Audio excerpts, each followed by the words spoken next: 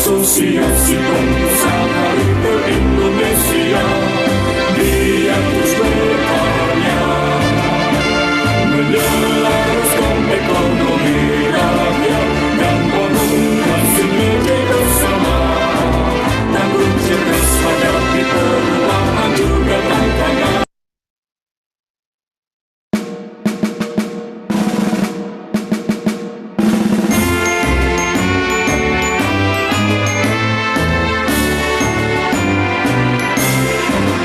Asosiasi Pengusaha Retail Indonesia, APRINDO negara, ikut membangun ekonomi bangsa, wujudkan masyarakat sejahtera, berlaku jujur adil bijak yang memberi pekerja.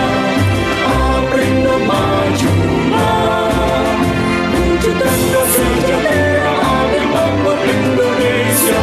Bravo APRINDO.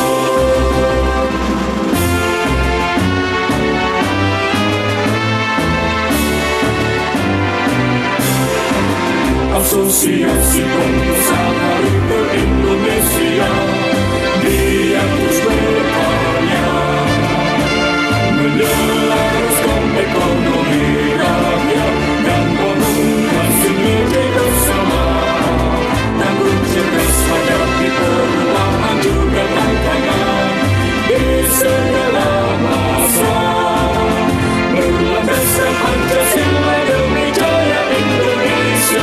Bravo APRINDO, bravo APRINDO, bravo APRINDO.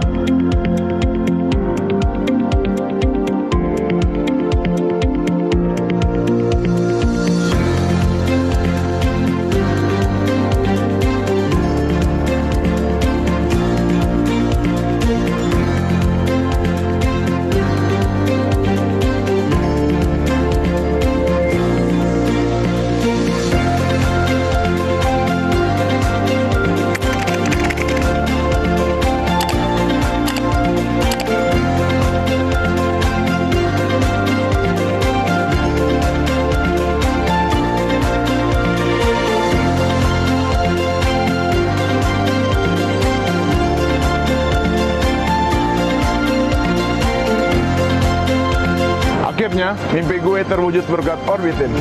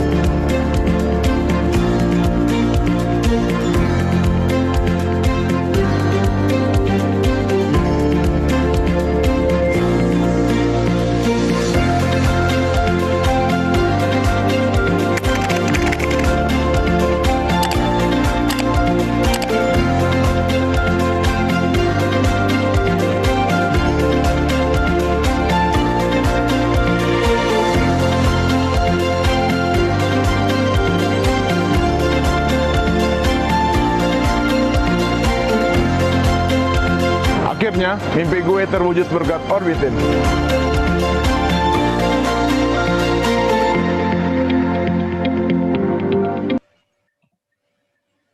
Assalamualaikum warahmatullahi wabarakatuh. Selamat siang, salam sejahtera untuk kita semuanya. Om Swastiastu, Namo Buddhaya, salam kebajikan.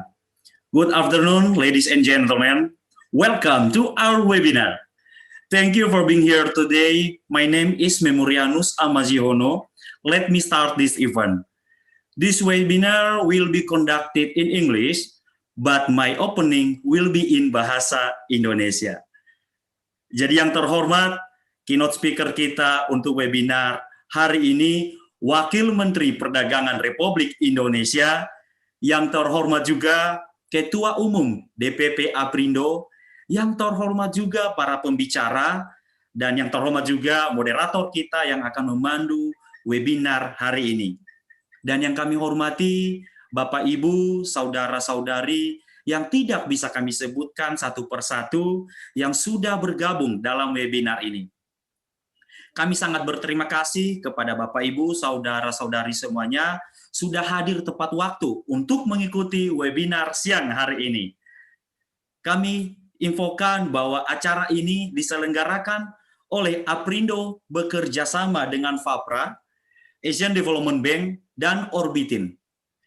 Kami juga sangat berterima kasih kepada BNI, BPK Gunung Mulia, dan Gapura Indonesia yang telah mendukung dan menjadi sponsor untuk acara webinar ini. Sebelumnya, kami infokan bahwa acara webinar ini bisa berjalan dengan baik. Ada beberapa rules atau aturan yang perlu kita sampaikan kepada Bapak, Ibu, saudara-saudari semuanya untuk kita ikuti bersama. Yang pertama, kami sangat memohon maaf kepada Bapak, Ibu, ketika acara webinar sudah dimulai, maka secara otomatis Zoom daripada Bapak Ibu kita mute. Yang kedua, nanti apabila ada pertanyaan, maka peserta lebih awal bisa menuliskan pertanyaannya ke dalam chat publik dulu.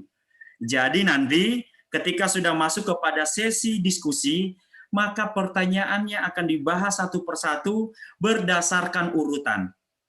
Dan perlu juga kami sampaikan kepada Bapak, Ibu, saudara-saudari semuanya, di sini kami akan menilai pertanyaan terbaik, 2 pertanyaan terbaik, di mana ketika nanti 2 pertanyaan terbaik itu, kami akan memberikan masing-masing 2 buku, namanya dengan tema Rise to the Challenge. Tapi tidak asing Bapak Ibu, foto di cover buku ini nanti kayaknya akan berbicara juga, ya. Nanti siapa dia, pasti akan kelihatan siapa dia. Jadi buku ini akan kita berikan kepada 2 penanya terbaik. Jadi silakan Bapak Ibu bertanya semaksimal mungkin nanti kepada narasumber kita yang akan berbicara pada siang hari ini. Dan yang ketiga, dilarang membuat keributan baik yang disengaja maupun yang tidak disengaja. Baik, selanjutnya kami juga infokan kepada Bapak Ibu semuanya bahwa webinar siang hari ini kita akan memberikan sertifikat. Sekali lagi, kita akan memberikan sertifikat. Bagaimana cara mendapatkan sertifikatnya? Nanti admin atau tim kami akan mengirimkan di chat Zoom.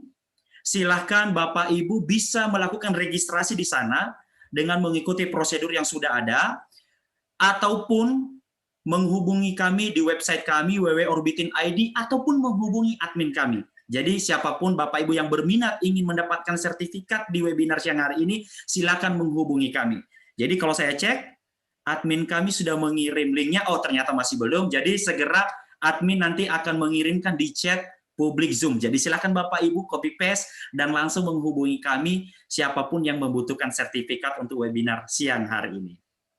Nah selanjutnya, kami ingatkan, kami sampaikan bahwa ketika nanti saya sudah menyerahkan acara ini ke moderator, maka acara ini atau webinar ini akan dilangsungkan menggunakan bahasa Inggris. Silakan Bapak Ibu bisa menyesuaikan. Baik, demikian pembukaan dari saya. Selanjutnya, acara ini akan dipandu oleh moderator kita yang luar biasa. Dalam hal ini, saya serahkan ke Wakil Ketua Umum DPP APRINDO oleh Bapak Jimmy Gani. Tanpa menunggu waktu lagi, kepada Pak Jimmy Gani, kami persilakan.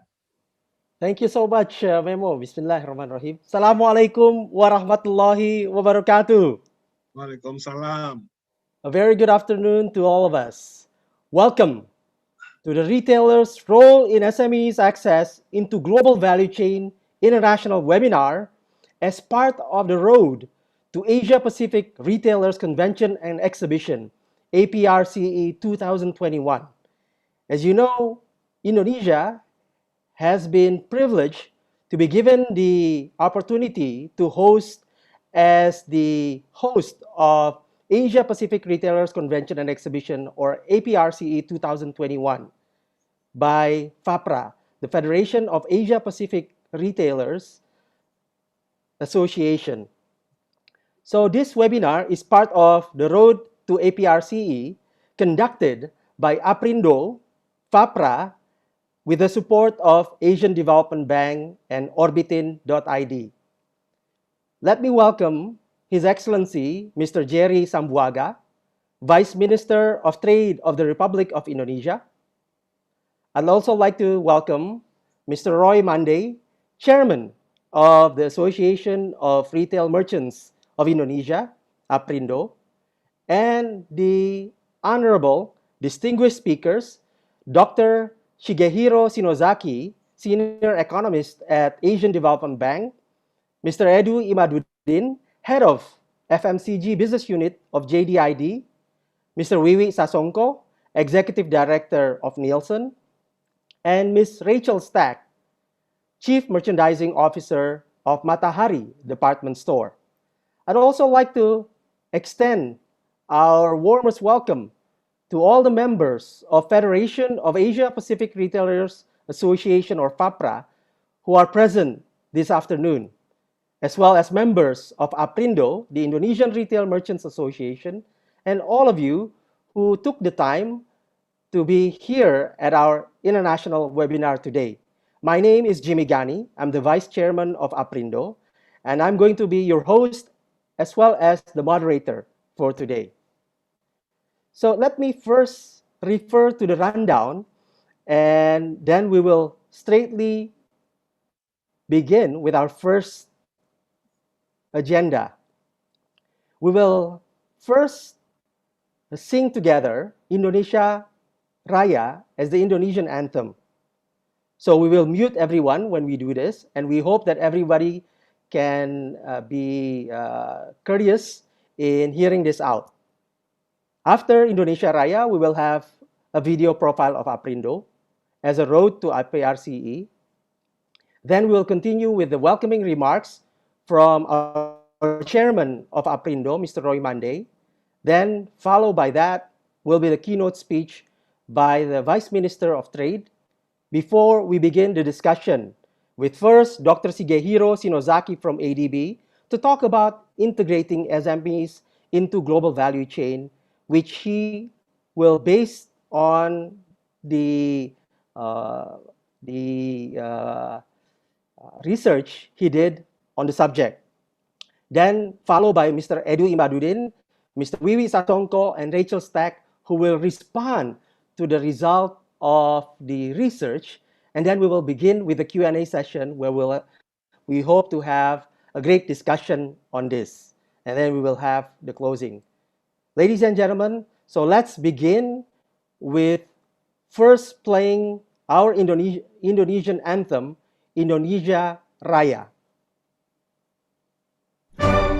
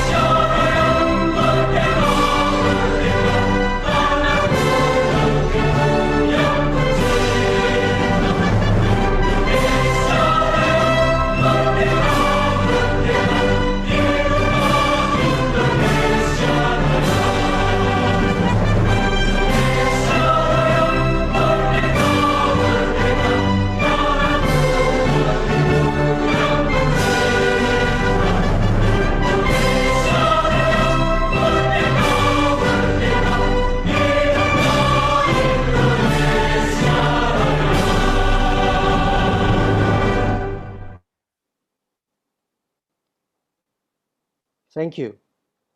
So let us proceed with playing the video profile of APRINDO.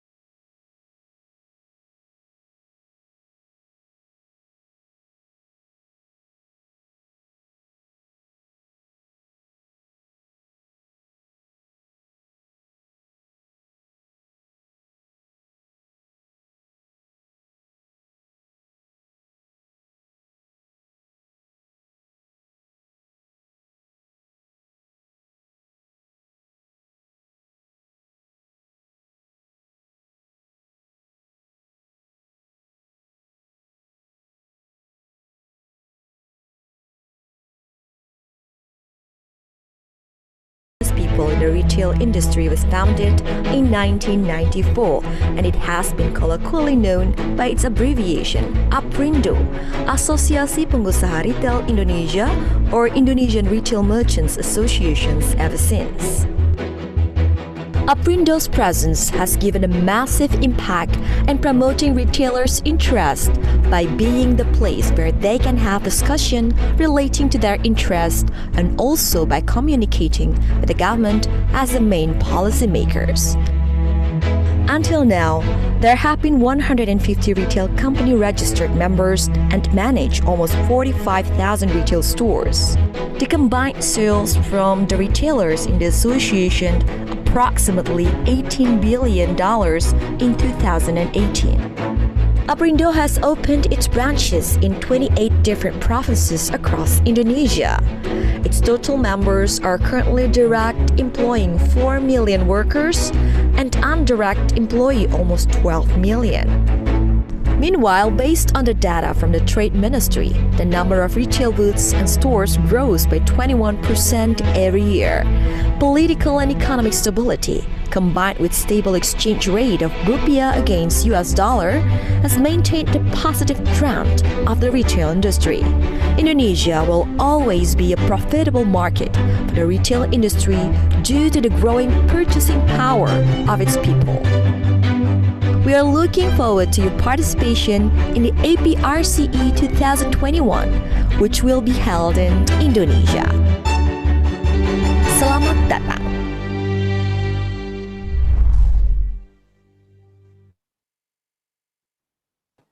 So, selamat datang to Indonesia. Welcome to Indonesia, the host of APRCE 2021, which will be held in Bali, Indonesia, in November 2021. So, ladies and gentlemen, before we call on the chairman of APRINDO, we'd like to call our friend, the chairman of the executive committee for the Hari Retail Nasional, or the National Retail Day of Indonesia, which we celebrated just a week ago on November 11th. Can I call on Mr. or Dr. Handito? Dr. Handito is also the head of the Export School of Indonesia. Dr. Handito? Can we have Dr. Handito here?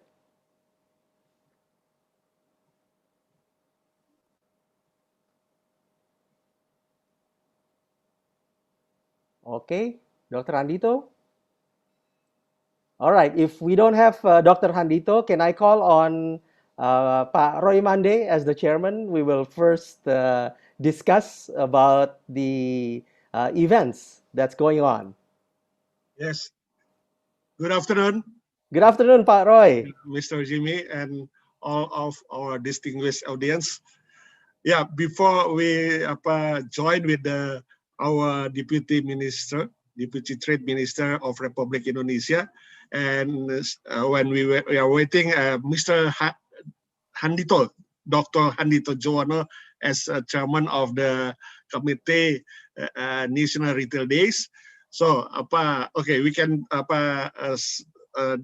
describe about this event, yeah, and others event among the National Retail Days of Indonesia.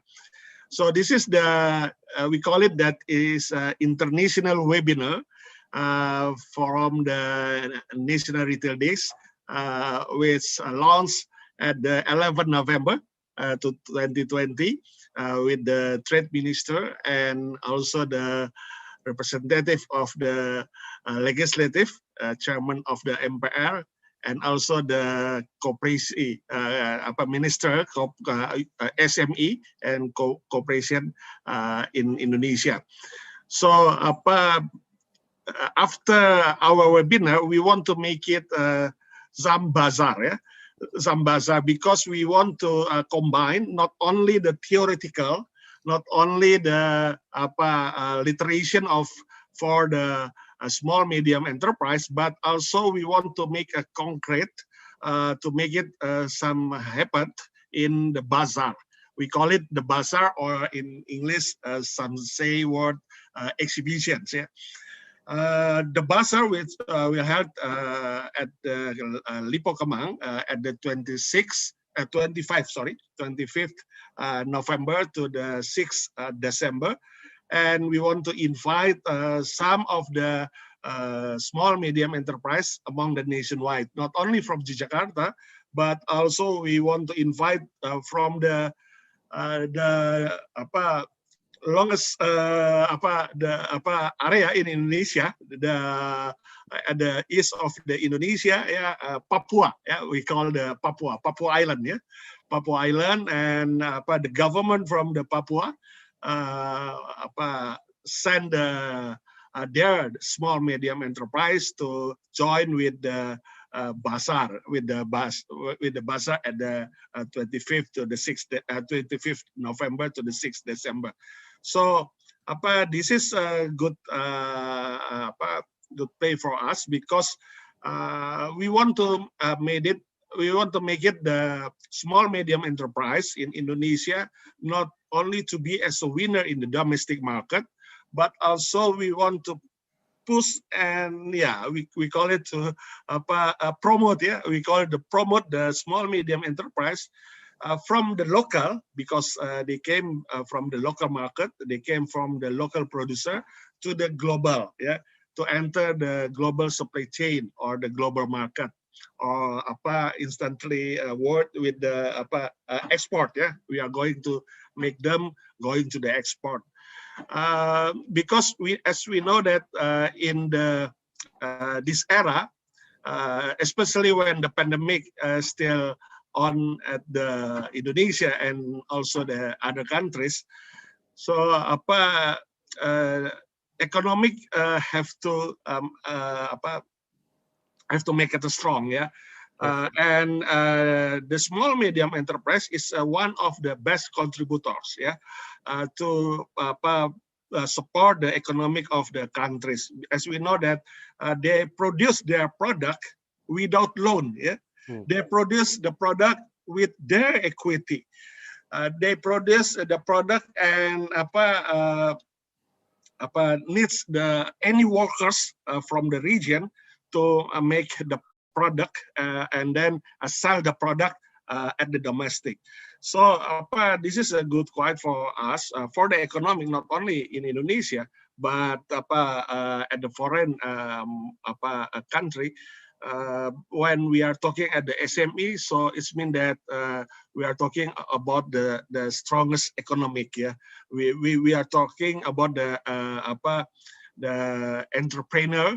The entrepreneur have to struggle, have to make strong when we want to economic is growing up. So that is the main issue. We want to make it the theme of the for the especially of the SME, to make strong SME by the theoretical, by the literation, and also make some event such as the exhibition and the bazaar to try to introduce their product to the to the visitor, and then try to enter the going to the retailers, and after that, after they already quite enough to know about the quality, the brand, and the price, and so on. So we want to facilitate to them to the foreign market, to the global supply chain. Yeah, that is the main issue and the reason of our webinar and some attractive events in the National Retail Days. Very interesting, Mr. Chairman. So what you're saying is that our SME, small and medium enterprise, plays a very vital role in the trade industry in Indonesia, especially in the modern retail industry, and we consider them as a partner, and we want them to succeed. Yes, correct. Mr. Chairman, it's interesting. Yesterday, we also had a webinar with the ambassador of Indonesia to United Arab Emirates. And he mentioned that UAE has one of their supermarket chain, Lulu supermarket here in Indonesia. And if any of our SMEs would like to export to UAE and the surrounding countries, they can just send and try to get into Lulu first as a retail chain, so that Lulu can actually get them to enter the global market. Yes, correct. Yeah, we are glad to know about our SME, local SME, domestic SME in Indonesia. Right now is the most popular product in the foreign countries. So when you are talking to the East United Arab Emirates, so as we know that our SME right now was already joined with some supermarkets in there, and then the one foreign supermarket right now already invested in Indonesia. We name it as our member of APRINDO too, Lulu supermarket, and they already made a sourcing from our SME, not only sell Indonesia but bring to the United Emirates Arab. So this is a good to know, and we are glad about these things because the foreign countries right now was trust and knowing about our SME. So after the Emirate Arabs maybe can spread out not only in there but going to the Europe and other Asia countries to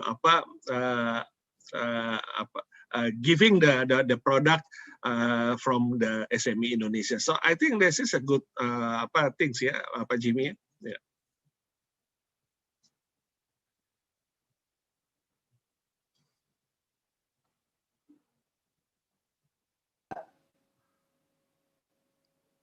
Yeah.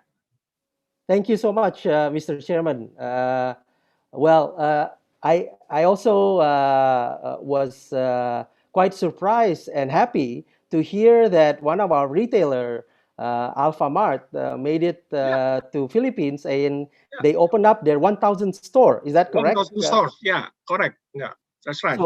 So it's reciprocal. We have foreign retailers coming into Indonesia, but also at the same time we have Indonesian retailers also have opened their stores abroad, and successful.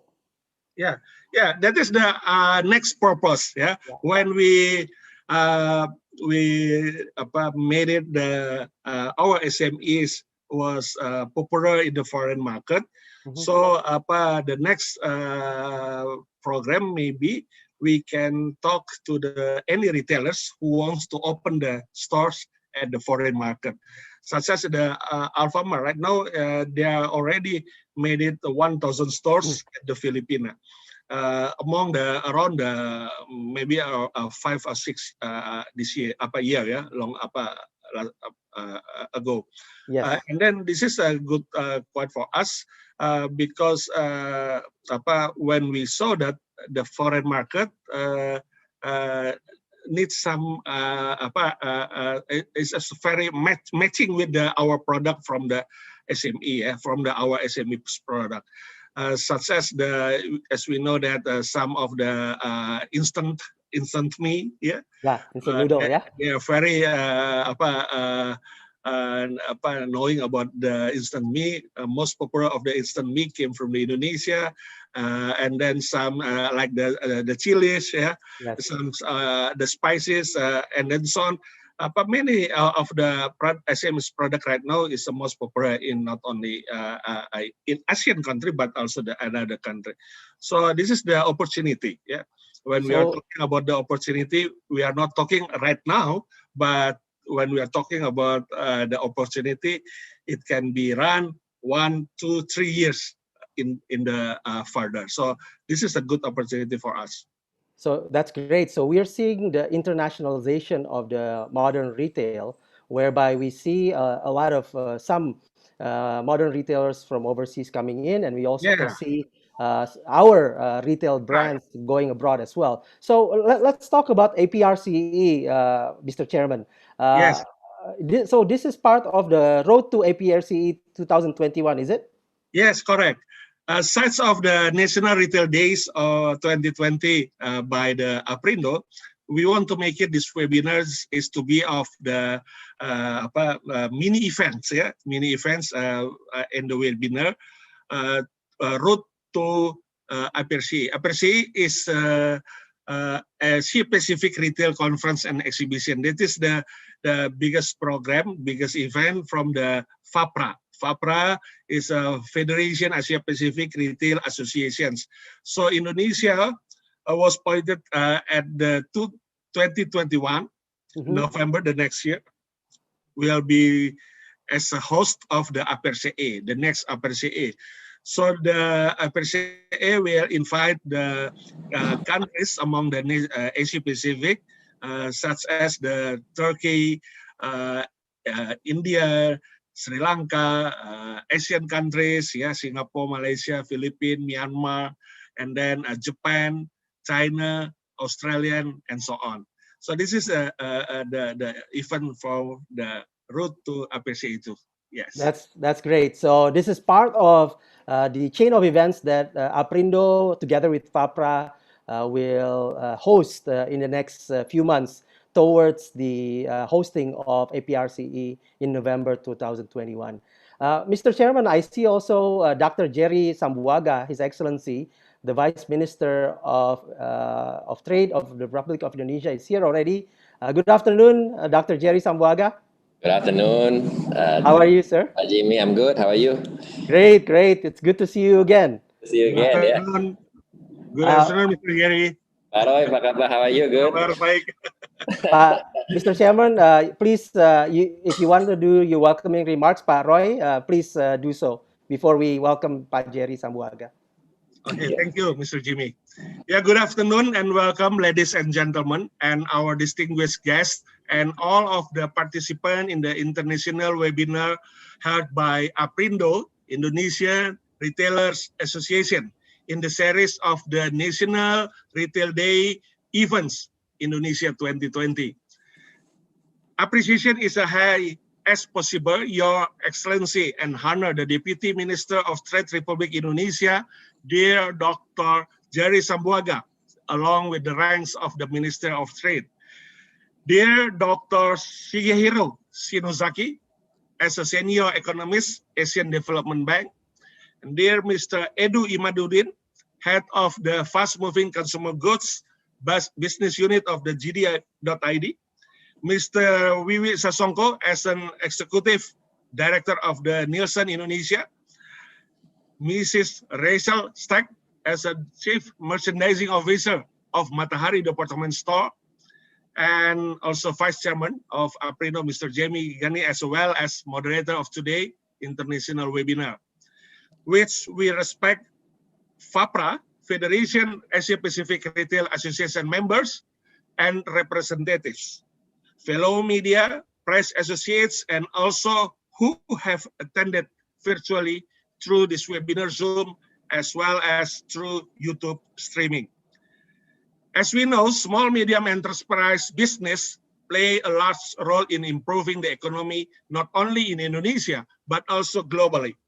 In Indonesia, small medium enterprise are currently considered as one of the effective ways in poverty alleviation. SMEs can create sizable employment opportunities for domestic workers, so it greatly helps efforts to reduce unemployment. Yeah? And the main thing, small medium enterprise provides significant support in the acceleration of gross domestic brutto or product domestic brutto of a country. But anyhow, we APRINDO saw and observed some point of weakness and issue problem from SME, include low quality of human resources, lack of innovation and digitalization era, low access to capital, and lack of field assistance. Approach to be applied in the entrepreneurship assistance program for small medium enterprise include socialization, training and mentoring, as well as a business technical assistance to management small medium enterprise entrepreneurs, implementation of assistance to tenant small medium enterprise in retailer store is conducted in teams based on areas of expertise and problem faced by tenant small medium enterprise. The output of this activity is to increase the capacity of tenant small medium enterprise in terms of marketing digitalization and easy access to capital. The focus of SME fostered on this program is small medium enterprise in the field of food, especially in food. Yeah, and significant result can be seen from the several SMEs that are fostered at this time can market their products to other regions, so that business activities can run a while. Access to capital obtained today is also relatively easy, apart from full government support. Indonesia providing liquidation assistance for small medium enterprise during the current pandemic, and because small medium enterprise have been able to make a financial reports and business proposal for disbursement of funds from investor and banks.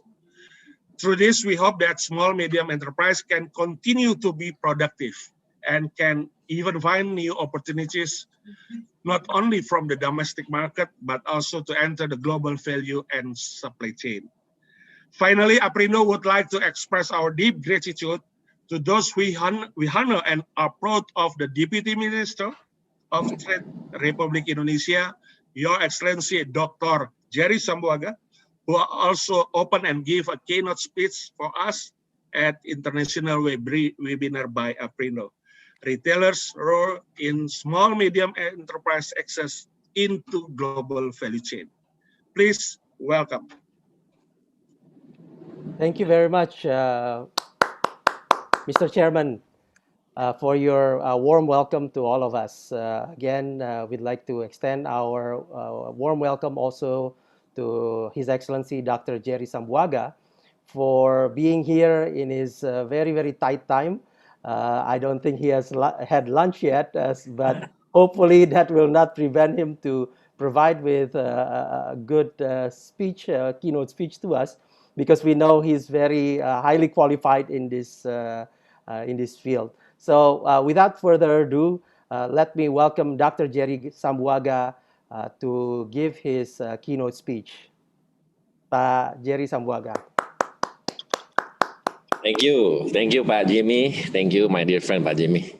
Assalamualaikum warahmatullahi wabarakatuh. Salam sejahtera untuk kita semua. Shalom, Om Swastiastu, Namo Buddhaya, salam kebajikan, salam sehat dan salam semangat.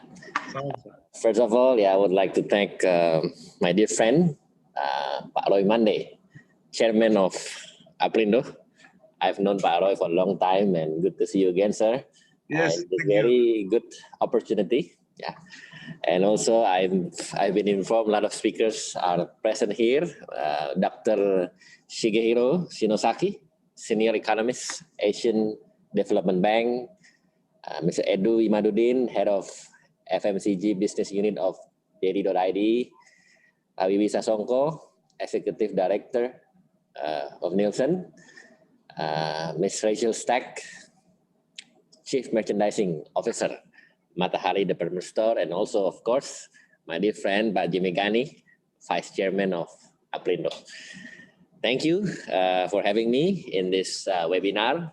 I would also like to congratulate APRINDO, Pak Roy, for the 26th anniversary this year. Occasion for FAPRA, Federation Asia Pacific Retail Association, with the theme Retailers' Role in SMEs Access into Global Value Chain. The theme of this event is very crucial and very relevant, and as well as playing a very significant role in our vision and our mission and our priority, which emphasizing on the role of retailers in SMEs access into the global value chain. Ladies and gentlemen, honorable delegates, observants, and participants. Just like in many other countries, the COVID-19 is impacting severely towards our economy. Growth slump in second and third quarter, but growth is expected to pick up soon as the indicators display a positive trend quite recently. Retail industry is one of the sectors that assisted in the rebound. In this regard, Indonesia's retail overall contributed around 12.8% to our GDP, while consumption contributed up to 57.3%. At the heart of our retail industry lies the micro, small, and medium enterprises.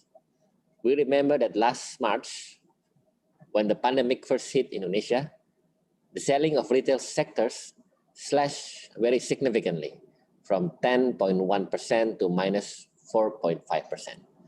This is because, unlike other financial and economic crises that we had in the past, the micro, small, and medium enterprises were adversely affected by the pandemic, contributing more than 60% to the GDP and beyond 90% of employment. It was entirely clear that MSMEs are the backbone of our economy. This is why the government immediately introduced measures to help them survive by providing loan interest subsidies, productive financing, and working capital guarantee under the National Economic Recovery Program. Ladies and gentlemen, recently, Indonesia, together with other ASEAN members and our dialogue partners, signed the RCEP deal, which was signed by the Ministry of Trade on last November, to be exact 15 November 2020. Not only that this is very monumental for Indonesia as its initial proponent, but it also will expedite our economic integration in the region. This means two things. First, MSMEs have now an established place in the regional economic context, because even at the WTO, the issue of MSMEs have yet to reach consensus. And second, the agreement will further encourage us to become a participant in the GVCs. And to realize this opportunity, MSMEs should improve their standard, increase their competitiveness, and adapt to business digitalization. On that note, I believe that retailers and associations have a very important role to play. The mindset should be of mutually reinforcing relationship, because a highly qualified MSMEs products would eventually benefit the retailers. And with the Bangga Buatan Indonesia campaign, BBI campaign, I think we would have more room to appreciate and to support the MSMEs and retailers.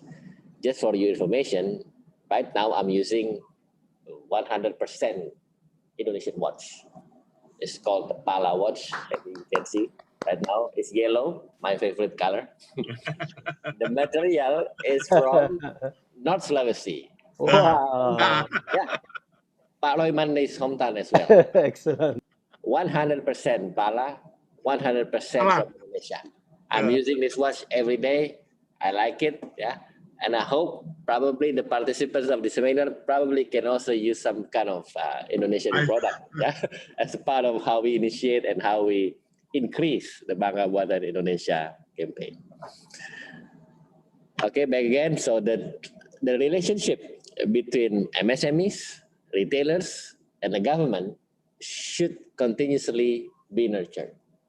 Ladies and gentlemen, looking ahead, with the lockdown and the restriction during the time of 2020, I think as soon as economic activities resume, two sectors will be the most attractive: tourism and shopping. Therefore, retailers are urged to prepare new standards in the new normal to ensure safety and comfortability for the shoppers. For instance, by investing in digitalization of payment and communication system, as well as adjusting the promotion strategy.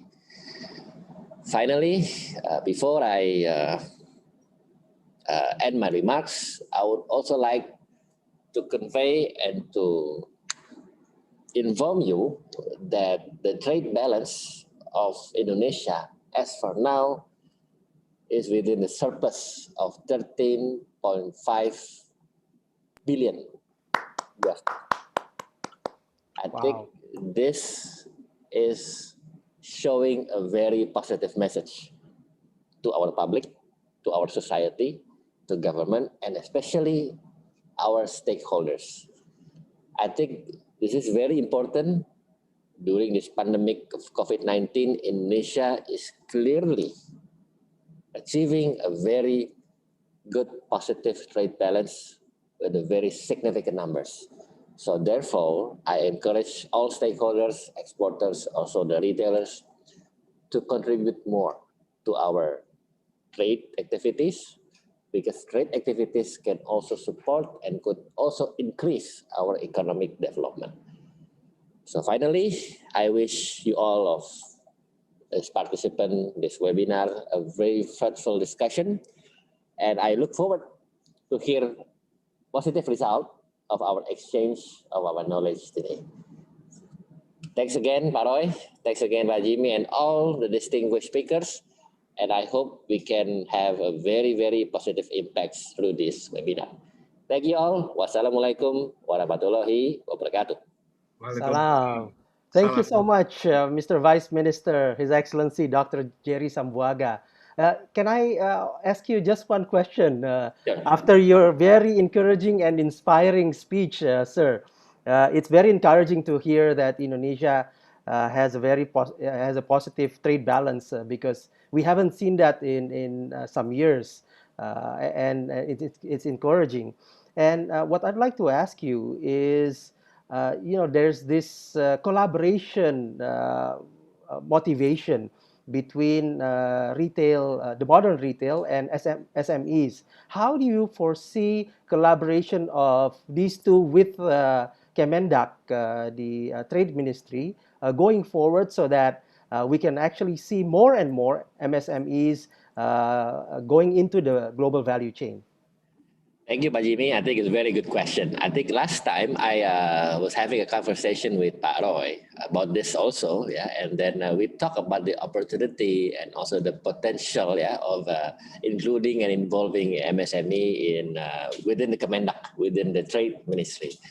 As we all know that the Kemendak, the Trade Ministry has ITPC, the Indonesian Trade Promotion Center, and the Trade Attaché, the Attaché Perdagangan, which they are very active in promoting our products and also doing the business matching. And we have about 41 representatives, including the ITPC and the ADDAC. And then we have in approximately 31 countries. And then we always communicate with them, and we always give instruction to them, and they are keen and very, let's say, very enthusiastic in doing the business matching between our exporter and also those who are involved in the MSMEs, the micro, small and medium enterprises. And also, we identify not only abroad but also nationwide in Indonesia, because I always go once a week, to every region in Indonesia, starting from Sumatra, from Kalimantan, Sulawesi, Java, and Papua, and then Maluku, and so on. And then we identify these local products and then we coordinate also with the local government and with the regional government, and then we know and we realize that all the products, yeah, they are very let's say they have good variety, yeah, and they have good quality, and then one of the challenges would be the business matching that they need to have with, let's say, those foreign investors, the foreign companies, and then the foreign stakeholders. That's why within the ITPC and the ADAC, and then the collaboration with the local government that is facilitated by Trade Ministry, we can, let's say, we can maximize this opportunity. And we have a vision and mission stated by our President, Pak Joko Widodo, that all our representatives have to promote, including the ambassadors and also the Consul General. And then we also coordinate with the Foreign Affairs Ministry, and we coordinate with them closely. And also by the trade agreements that we have, and then we had, and we completed, yeah, particularly the RCEP that was signed last 15 November, it would create more and more access and more benefits, yeah, particularly within the ASEAN region. Yeah. Not to mention other trade agreements that we had with Australia and also with Hong Kong and so on. Yeah, for example, with the Australians, now we have like more than close to 7,000 products entering the Australian market with zero tariff. Also apply to Hong Kong, close to 5,000 products, zero tariff. It's one of the benefits that we concluded and that we achieved in the trade agreements. So together, combined with the trade agreements, the ITPC and the ADAC, and also with our collaboration, starting from Kemendak with the local government, I think we could all expedite and accelerate, and of course support the MSME, particularly the retailers. I think that's one thing that we can do concrete way, and I hope we can also have follow up, probably maybe in further discussions, yeah, with Pak Jimmy and also Pak Roy on how technically we can support this. Yeah. Probably that's my answer, Pak Jimmy. Hopefully it could Excellent. answer the question. Excellent, Your Excellency. Thank you so much for Thank you so much. the wonderful, encouraging answer, as well as the motivational keynote speech. We know that you are very tight in your time, so if you have to leave, we thank you again. Once Thank you. again, we will have a good discussion, and we will update you on the results. Thank you. Yeah, Your please, Excellency. please. Thank you. Thank Thank you, you, Pak Pak Jimmy. Jerry. Thank you, Pak Roy. Terima Thank kasih, you. Pak Jerry. Terima kasih semuanya. All of you. Sorry, I have to go because I have another meeting. I wish you good luck and all the best. Thank you. Thank you Thank very you. much, Thank you, Pak Jerry. Thank you. Thank you. Thank you. Terima kasih. Thank you. So, ladies and gentlemen, we have heard from the Vice Minister himself on the policy, as well on the actions having been implemented by the government in order to have a recovery. And we had Orbitin hosted several weeks ago a webinar with Asian Development Bank, where Dr. Shigehiro actually also did a presentation on the SMEs. How did COVID-19 impacted the SMEs? So I'd like to call on Dr. Shigehiro to begin the discussion before we hand it over also to Pa Edu as well as Pa Wiwi, and then later on, lastly, Ibu Rachel. So Dr. Shige, my friend.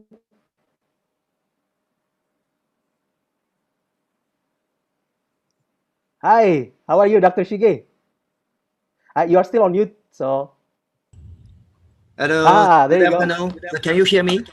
Yes, I can hear you very well. Are you in Okay. Manila now? Yes, so I'm now in the office. Yes. All right. Okay. All right, Dr. Shige, it's very interesting. I saw your presentation already, so I think everybody will be interested in getting an insight on what the result of your research shows. The floor is yours, Dr. Shige. Okay, so let me upload my PowerPoint Okay. material first. All right. So if you cannot do it, we can also help you. Okay, good. I Okay, think can you see my presentation? very well. Yes, very well. Okay.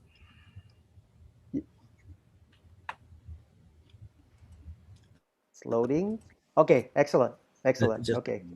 mm, mm, mm, mm. Yes. All right. Now, okay. So selamat siang.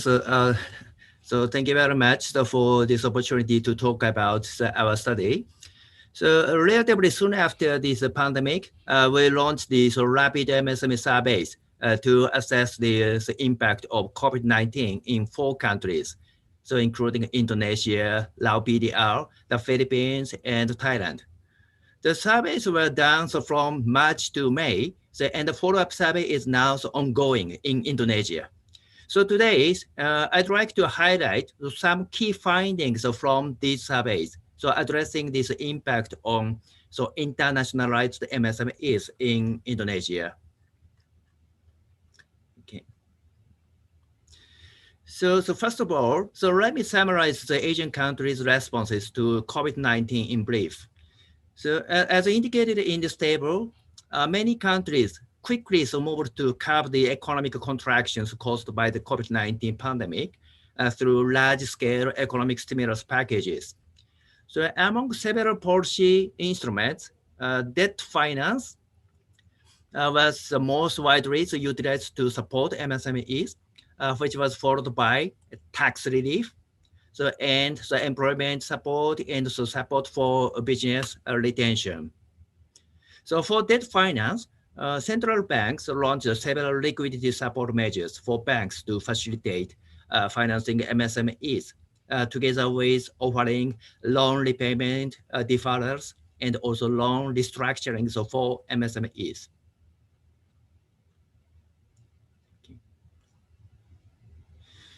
So during the first 2 months after the COVID-19 outbreak, so MSMEs shortly cut back production and service delivery because of compressed demand and supply disruptions.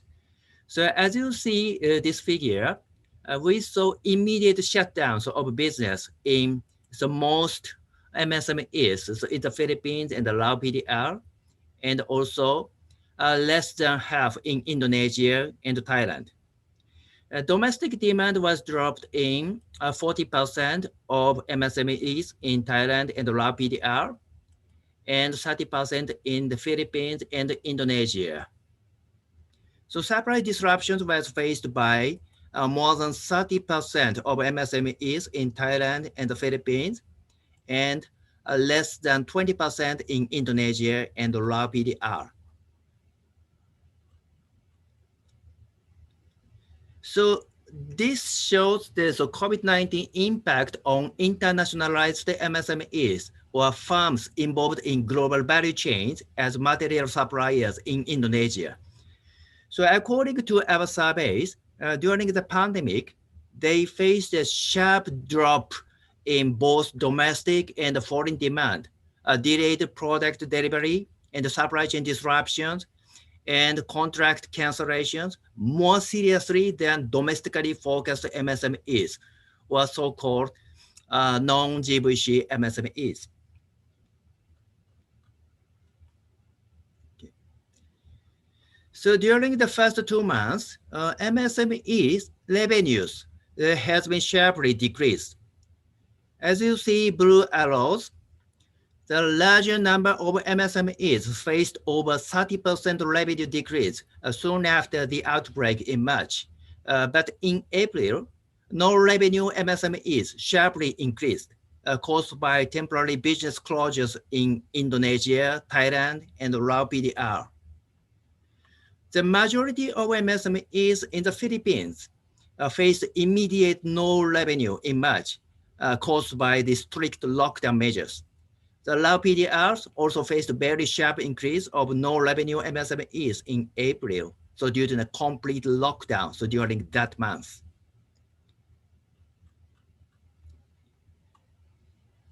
And in Indonesia, as you see this figure, a higher proportion of internationalized MSMEs suffered major losses in revenue than non-GVC MSMEs, from the start of the pandemic. So GVC MSMEs with no revenue increased from 48% in March to 52% in April. So this is a result from our survey.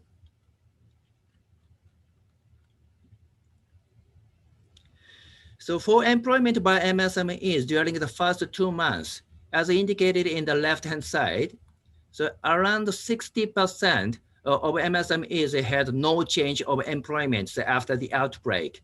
For the remaining 40%, so reduced workforces in the Philippines, Thailand, and Lao PDR. And by contrast, around 60% of MSMEs reduced employees after the outbreak in Indonesia. So overall, in the right-hand side, we could see that temporary staffing cut was a major action by MSMEs, which was followed by reduced working hours of employees in all 4 countries. So also we could find work from home was not a popular arrangement by MSMEs in all countries. So although every country promoted this arrangement.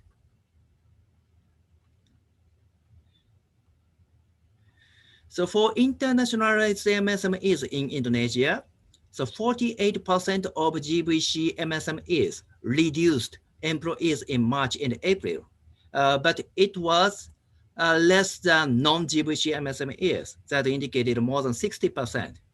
So as you see blue bars in the right-hand side, so very interestingly, so GVC MSMEs promoted work from home or teleworking arrangement, so rather than non-GVC MSMEs. So I think that's a slightly different trend we see so in the internationalized MSMEs. So this slide shows the total wage payments to employees by MSMEs in the first 2 months. As you see the long bars, more than half of MSMEs suspended wage payments to employees after the outbreak in Indonesia and the Philippines. Meanwhile, more than 1/3 of MSMEs reported no change of monthly wage payments in Thailand and Lao PDR. And both GVC and non-GVC MSMEs suspended wage payments during the pandemic, but it was more prevalent among non-GVC MSMEs. So in Indonesia, 48% of GVC MSMEs suspended wage payments, but it was lower than non-GVC MSMEs, saying 56% like that. So meanwhile, 21% of GVC MSMEs reported no change in wage payments, which was higher than non-GVC MSMEs. So in the first 2 months, MSMEs faced serious cash flow problems in all 4 countries. MSMEs in every country reported a serious lack of funds to retain their business, especially Indonesia, among others.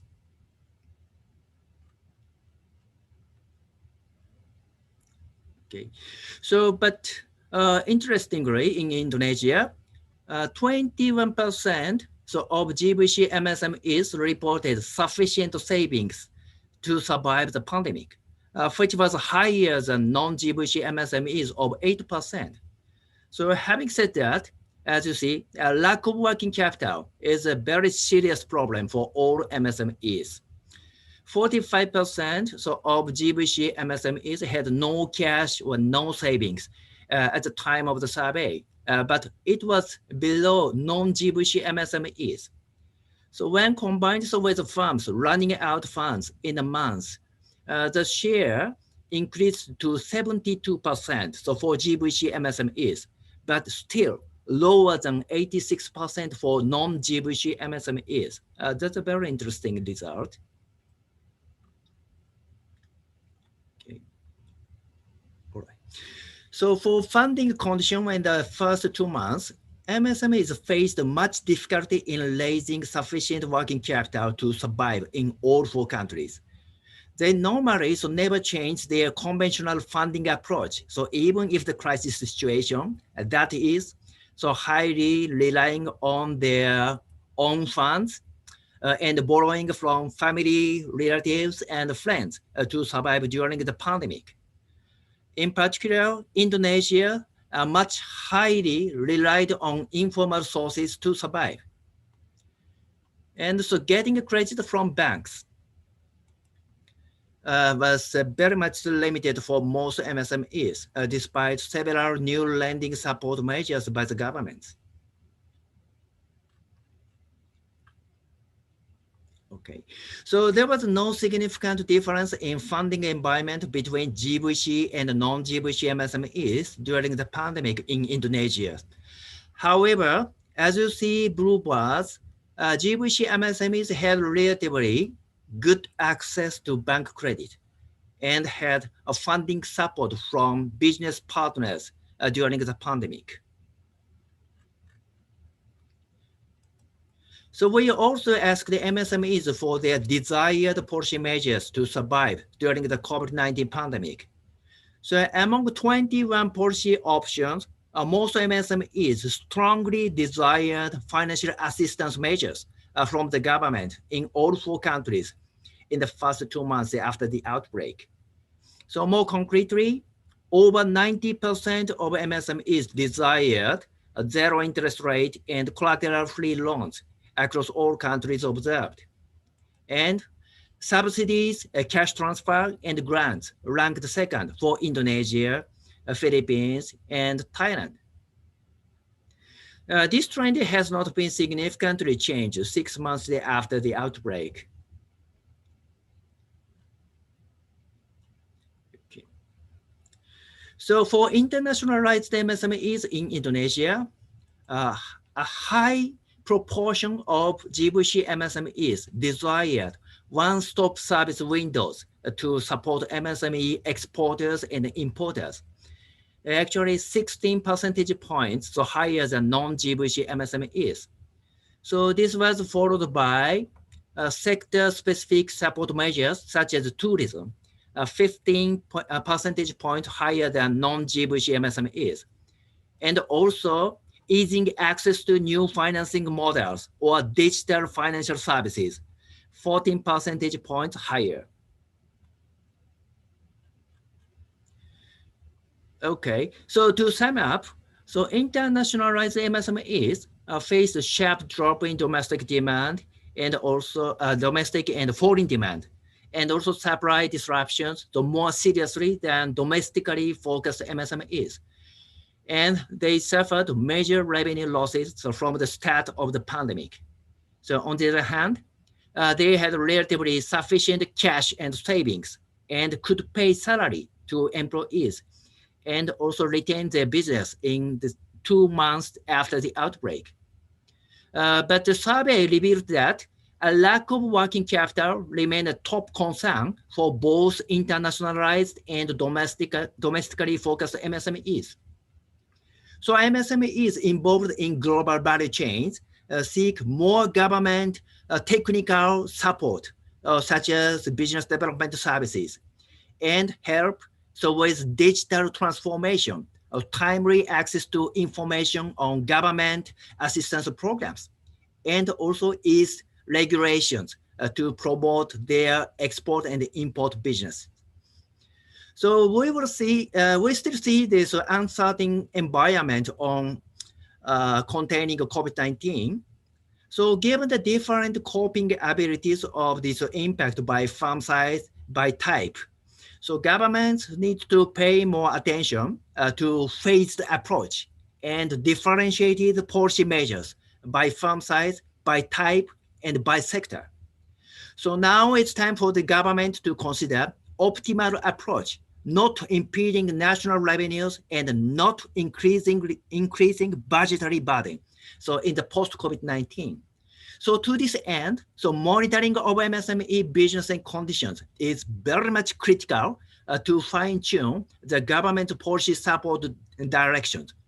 So we of Asian Development Bank can support the government through follow-up MSME surveys. All right. And quickly, so as you know, the major players of MSME is definitely firms in wholesale and retail trade. So in every country, to support your business under the new normal, so we would very much appreciate your participation in ongoing ADB MSME follow-up survey. The survey link is pasted here. It will take around 10 to 15 minutes to complete the survey. So all information definitely will receive. So from this survey is strictly confidential.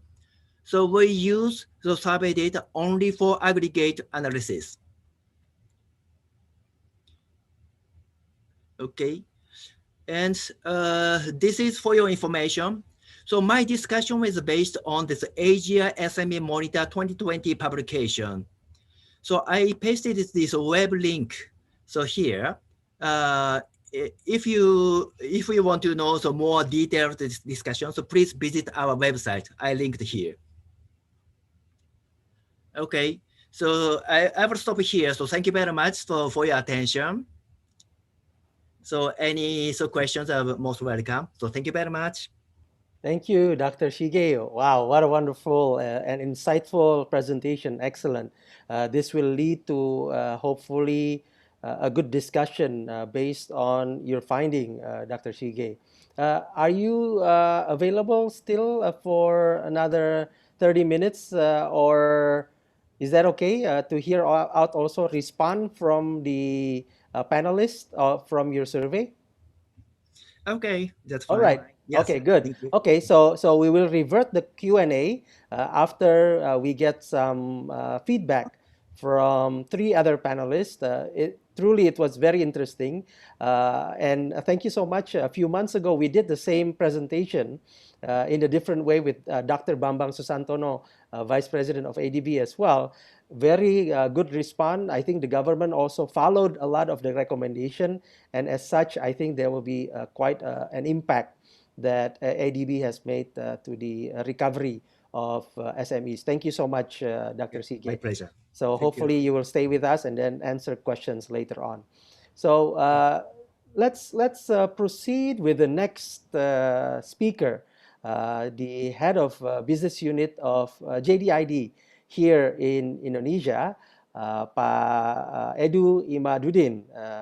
So he's the head of FMCG business unit of JDID, and I hope that he can share with us also his insights, as well as later on, how it pertains to what Dr. Shige mentioned on the impact of COVID, as well as how we can actually help SMEs to integrate them into the global value chain from JDID's perspective and experience.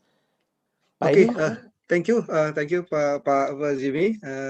Thank you, everyone. And then regarding the impact, a part of in JDID, also pelaku bisnis UMKM, Pak. So I get the directly impact with COVID in my family business. So okay, let me start sharing my presentation now. I hope everyone already seen the screen yet. Again, I'll start with a little brief on who is JDID and then JD.com. Basically, JDID is a subsidiary of JD.com, which is our parent company, which is one of the China's largest retailer, both online and offline, that already been around since 1998. And then again, I think everyone might know JD.com with commercial robotic and advanced automation. Using robots in the warehouse, and then using drone for delivery in China, and also some of the delivery robots to facilitate last mile deliveries. But the other part that I think JD.com has a good international network. I think that is the one that is going to help full for the Indonesian SMEs. We have coverage in more than 220 regions, and then have a lot of more than 100 warehouses and overseas, And also what we would like to emphasize later on is on the cross-border logistic services, which is going to help small medium enterprise. And then next is a little bit about JDID. Again, is the youngest e-commerce platform in Indonesia, one of the youngest. We just turned 5 years old in last March. Our vision is to build the most trustworthy e-commerce company in Indonesia. So we have 3 main businesses, which is B2C, which is happen also in both retail and also marketplace. We have B2B solution, which is cover cross-border also facilities, and also online to offline, and then supported with warehouse and logistic, our own warehouse and logistic, to make sure that our consumers have great consumer experience in delivering the products that they wanted, right? And also having online to offline to online businesses with JDIDX, the first mindless retail store, and also the offline to online. And then this is the one that what I could brief a little bit on what has been done on the JDID support to SME. And then I think Pak Menteri was saying about Bangga Buatan Indonesia. And then we, JDID, have participated a lot in the Bangga Buatan Indonesia campaign. If we have dedicated campaign for this, we have dedicated channel page for this to make sure that all the Indonesian products in JDID. And also we conducted on regular basis events to support SME sellers, trainings, expos, seminars. This is one of the example. And also recently we launched the O2O, which is we could some small retailers with any type of products could participate in and then get exposure in JDID by having what we call nearby shops. To be able to get exposure in JDID platform rather than just expose in the marketplace as the mainstream concept in Indonesia. And then next, I think this is the one that really related to this subject, that JDID internal business have what we call cross-border business, which is both export and import, and then it cover Indonesia, China, Thailand, and Malaysia at the moment. And then this actually what we call borderless retailing. So Indonesian product could get exposed in China market, Thailand, and Malaysia without have to be experiencing the constraint in the regular logistic or supply chain support the small medium enterprise to take care of those matters.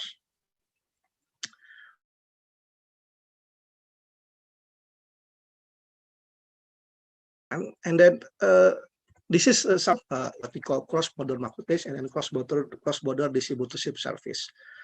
In the marketplace, Indonesian product could be exposed in JD.com in China. At the moment, is focusing more on China and Hong Kong market. To be exposed in JD.com platform, more than 300 million daily active users. It's cover about tier 1 and 2, tier 5 China market. And then because if this is cross-border, is a special treatment, it have less strict regulatory, especially on China FDA for food and cosmetic product.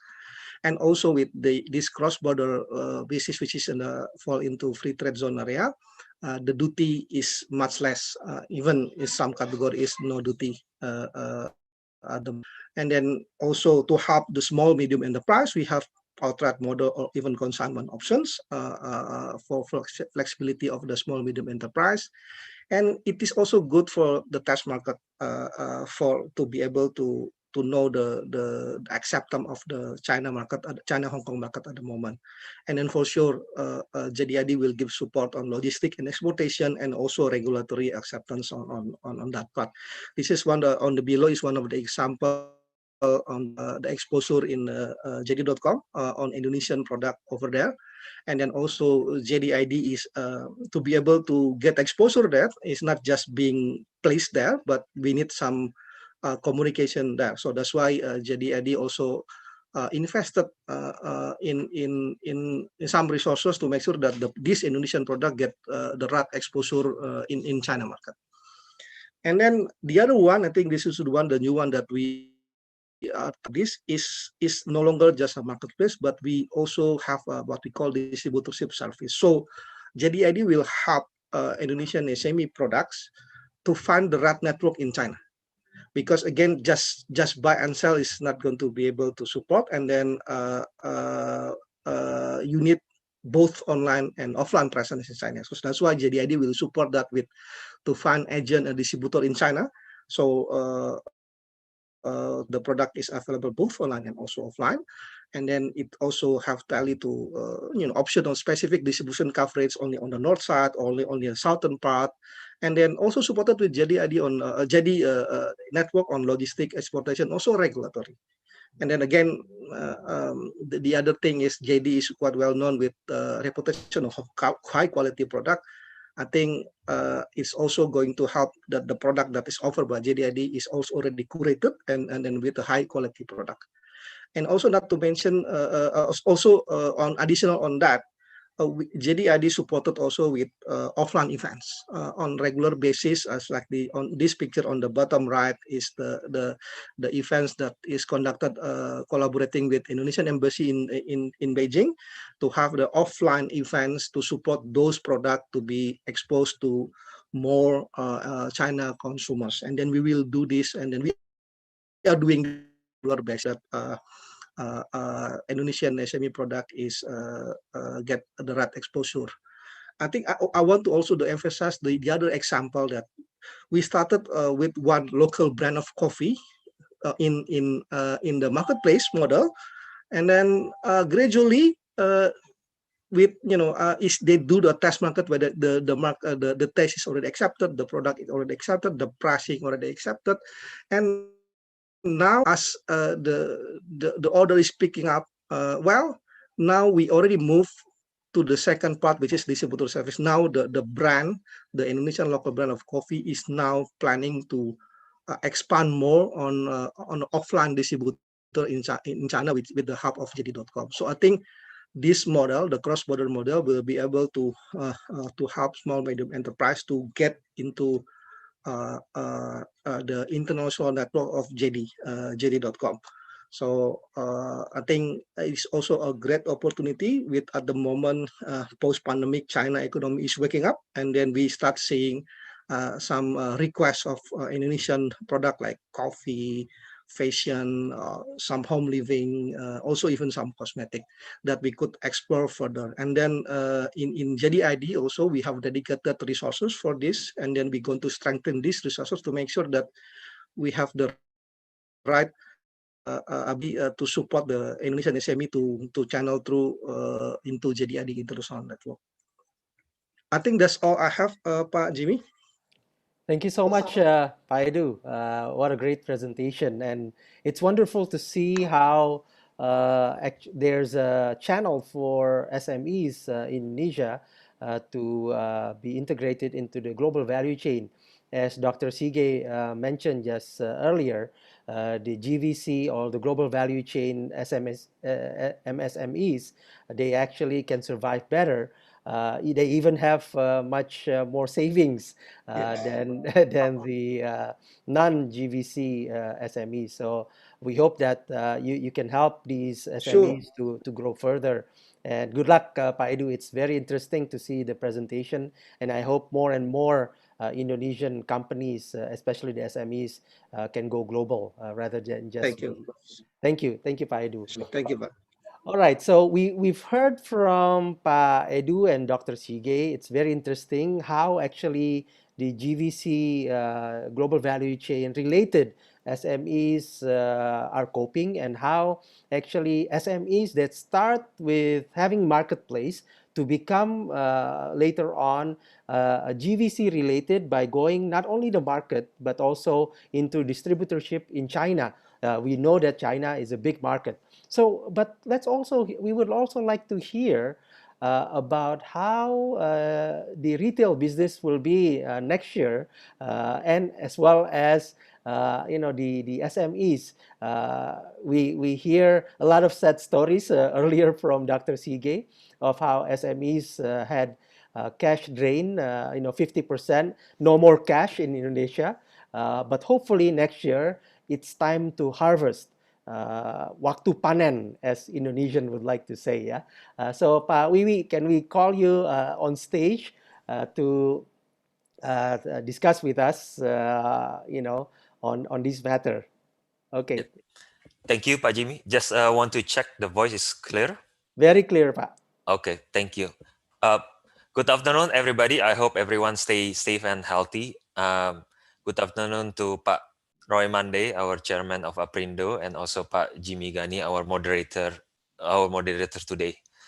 I think we heard that obviously everyone is feeling it across the globe that 2020 has been a big challenge for the economy, as well as specifically for retail in Indonesia. I think our economy is expected to be contracting in 2020, and that's probably the first time that we've seen in the last 20 years that our economy is declining.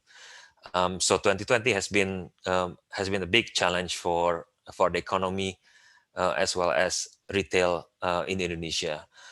And if we look at how the retail landscape in Indonesia, especially for modern retail, just an example how big is the impact on the retail, that last year we managed to grow about 8%, but this year the growth is slashed significantly to only a low single digit. So it's a big contrast to what we've seen in the past, where retailer is one of the channel that is driving the retail as well as the economy in Indonesia. And the slowdown of economy is also impacting how our consumers' confidence in spending, right? In going into retail, in also expanding the market. The consumer confidence has decreased significantly since COVID. Indonesians are usually known as one of the most confident consumer if we compare to a lot of the countries. But this time, even after COVID, that our consumer confidence also dropped because people are concerned about the income as well as the job security. Yeah. As a result, we saw that the spending is decreasing from last quarter to this quarter. People are also shifting their spending from leisure to basic and essential needs. Yep. But it doesn't mean that there is no opportunity. I think for SME, it's a matter of how good they can adjust to how the consumer needs are right now. Let me give you an example. When we talk about consumer goods, we will look at also very different segments. So the first one, we look at what we call in-home dining. It's about cooking at home, it's about eating at home, and we're actually seeing an increase in that segment. Why? Because now people are spending more time at home, people are working from home, unlike what they used to be last year or even in the beginning of this year. So they are cooking more at home. Usually maybe they eat dinner only at home, but now they also cook for lunch and even for breakfast. So more frequency, meaning like people are consuming more basic products. And that is an opportunity for SME as well. We look at also categories that is related to health management. We also see an increase compared to before COVID. Why? Because people now care more about their health. People care more about their hygiene as well. Now they probably wash their hand a lot more than what they used to be. So a lot of the demand coming through category like hand soap. They're also cleaning their hands more often using hand sanitizer. This is probably not something that they used to do in the past. Now, when they come back from grocery, they will also clean up the packaging before they put it in the cupboard or put it in the fridge. And that's not something that they used to do in the past. So that also present an opportunity for SME. The third is about personal care. The consumer also changing their behavior. Now they are setting priority, which ones they want to use and which one they don't want to use or want to reduce their consumptions. For example, for category related to beauty, maybe they would reduce because the occasions of going out is also reduced. The last is about indulgence. We talk about snacking, we talk about drinking beverage products, and consumer are also setting priority which one they want to consume right now and which one they do not want to consume. So in a sense that there are still opportunity in a lot of pockets, a lot of the segments. I think it's just a matter on how we can satisfy the changing in the consumer demands. So if I want to summarize, how do we see 2021? We are only about 1.5 months to go, so it's very quick. Only 1.5 months to go. We are going into 2021. How do we see retail in 2021? One is that we are optimistic that the growth into 2021 will be better than the growth in 2020, driven by rebound in economy, driven by the activities in consumer have started to resume to normal. That will also propel the growth in retail industry. I think earlier we talked about when we open up more economy, retail will be one of the key industry that will benefit from that besides tourism. And I think that will also show in 2021. Next year, we will have festive. Every year we have festive. But in 2020, it's not like the festive that we used to have in the previous years. And I think in 2021, the festive will also be better. People will be celebrating more than what they used to in 2020.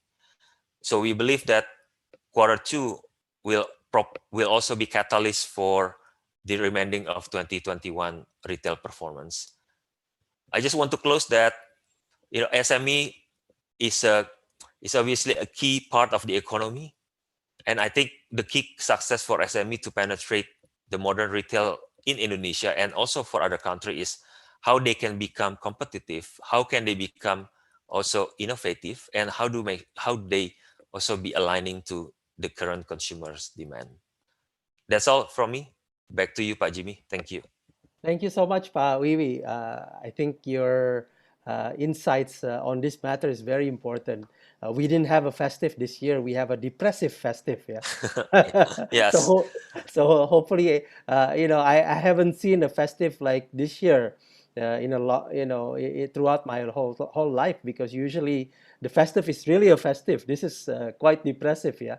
Exactly. The Exactly. movement of people. But thank you so much for giving us this spirit to see the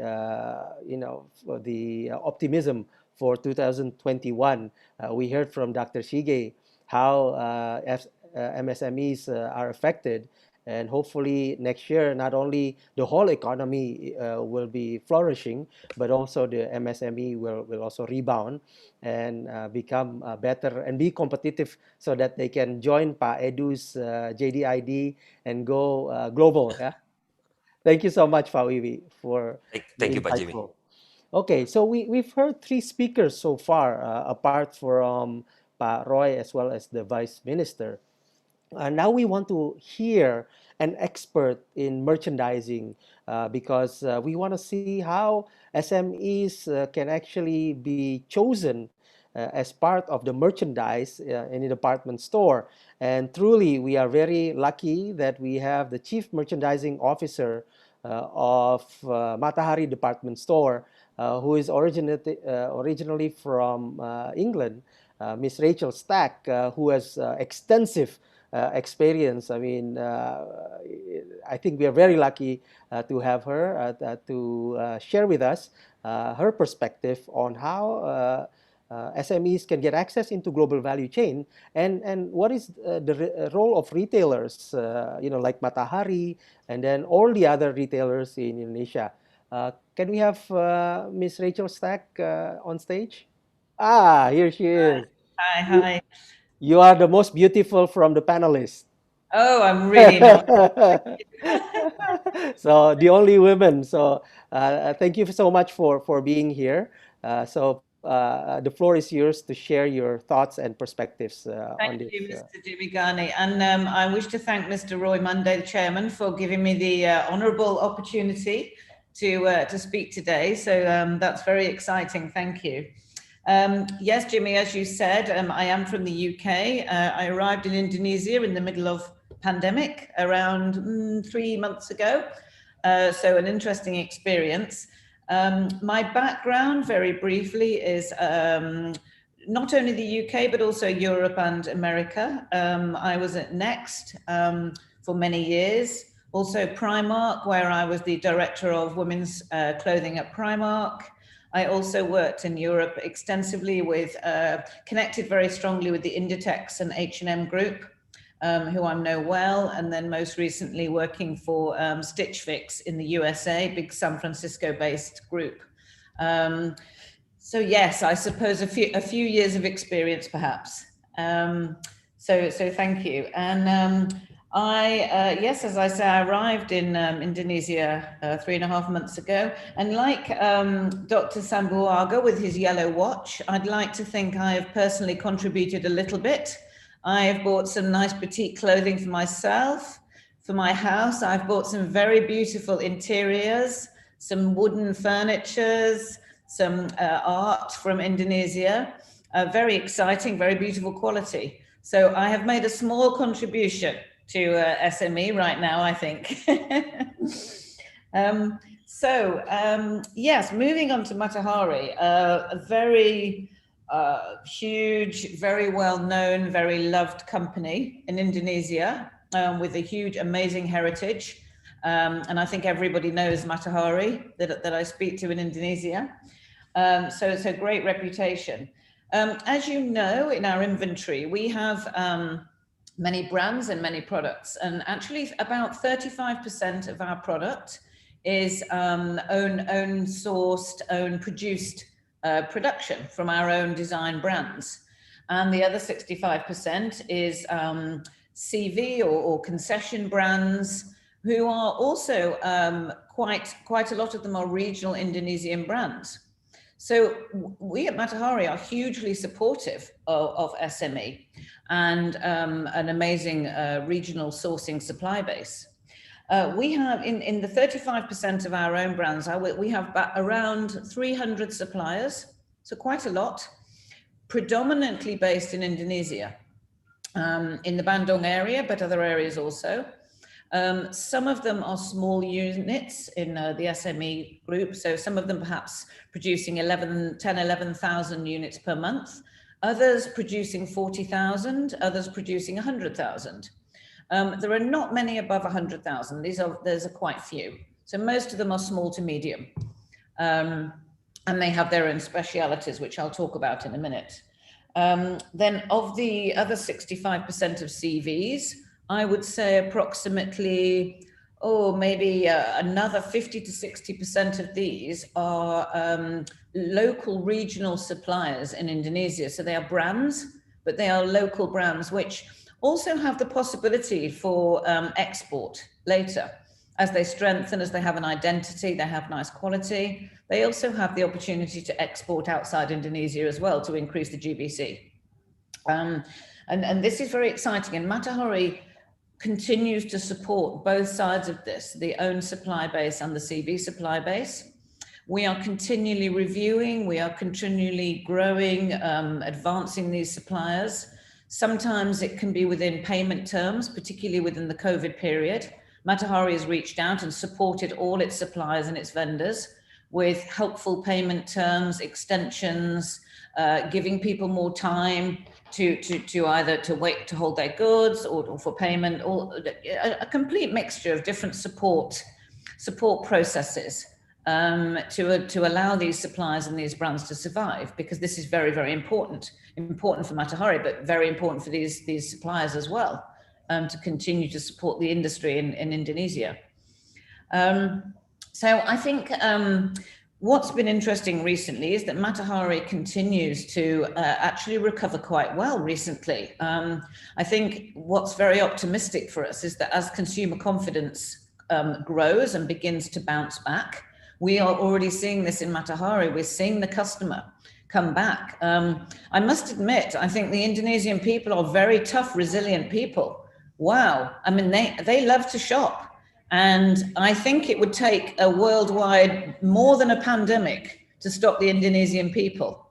They're incredibly courageous, incredibly resilient, very enjoy life people, which is wonderful to see. So they come back to our stores already pretty well, and enjoying life, which is lovely to see. And as our last speaker, we explained, there's also opportunity in areas that we didn't consider before, like beauty, like wellness, like cleanliness, health, activewear. And at Matahari, we've already identified very key strategic growth pillars in these areas. Also, you know, like the beauty, increasing the hand gel, increasing face care, body care, you know, personal care for people to make sure they feel safe and well. And these are also SME opportunities within the country, because there are some really great producers of these products. I think the other aspect I'm seeing is people more activewear, people being more interested in sport, looking after themselves. Even if they're working from home, they're beginning to do more cycling or walking, or maybe more recreation time with their family. And so again, within the retail industry, this is a huge opportunity to provide the clothing, the footwear needs that that people need in this new normal.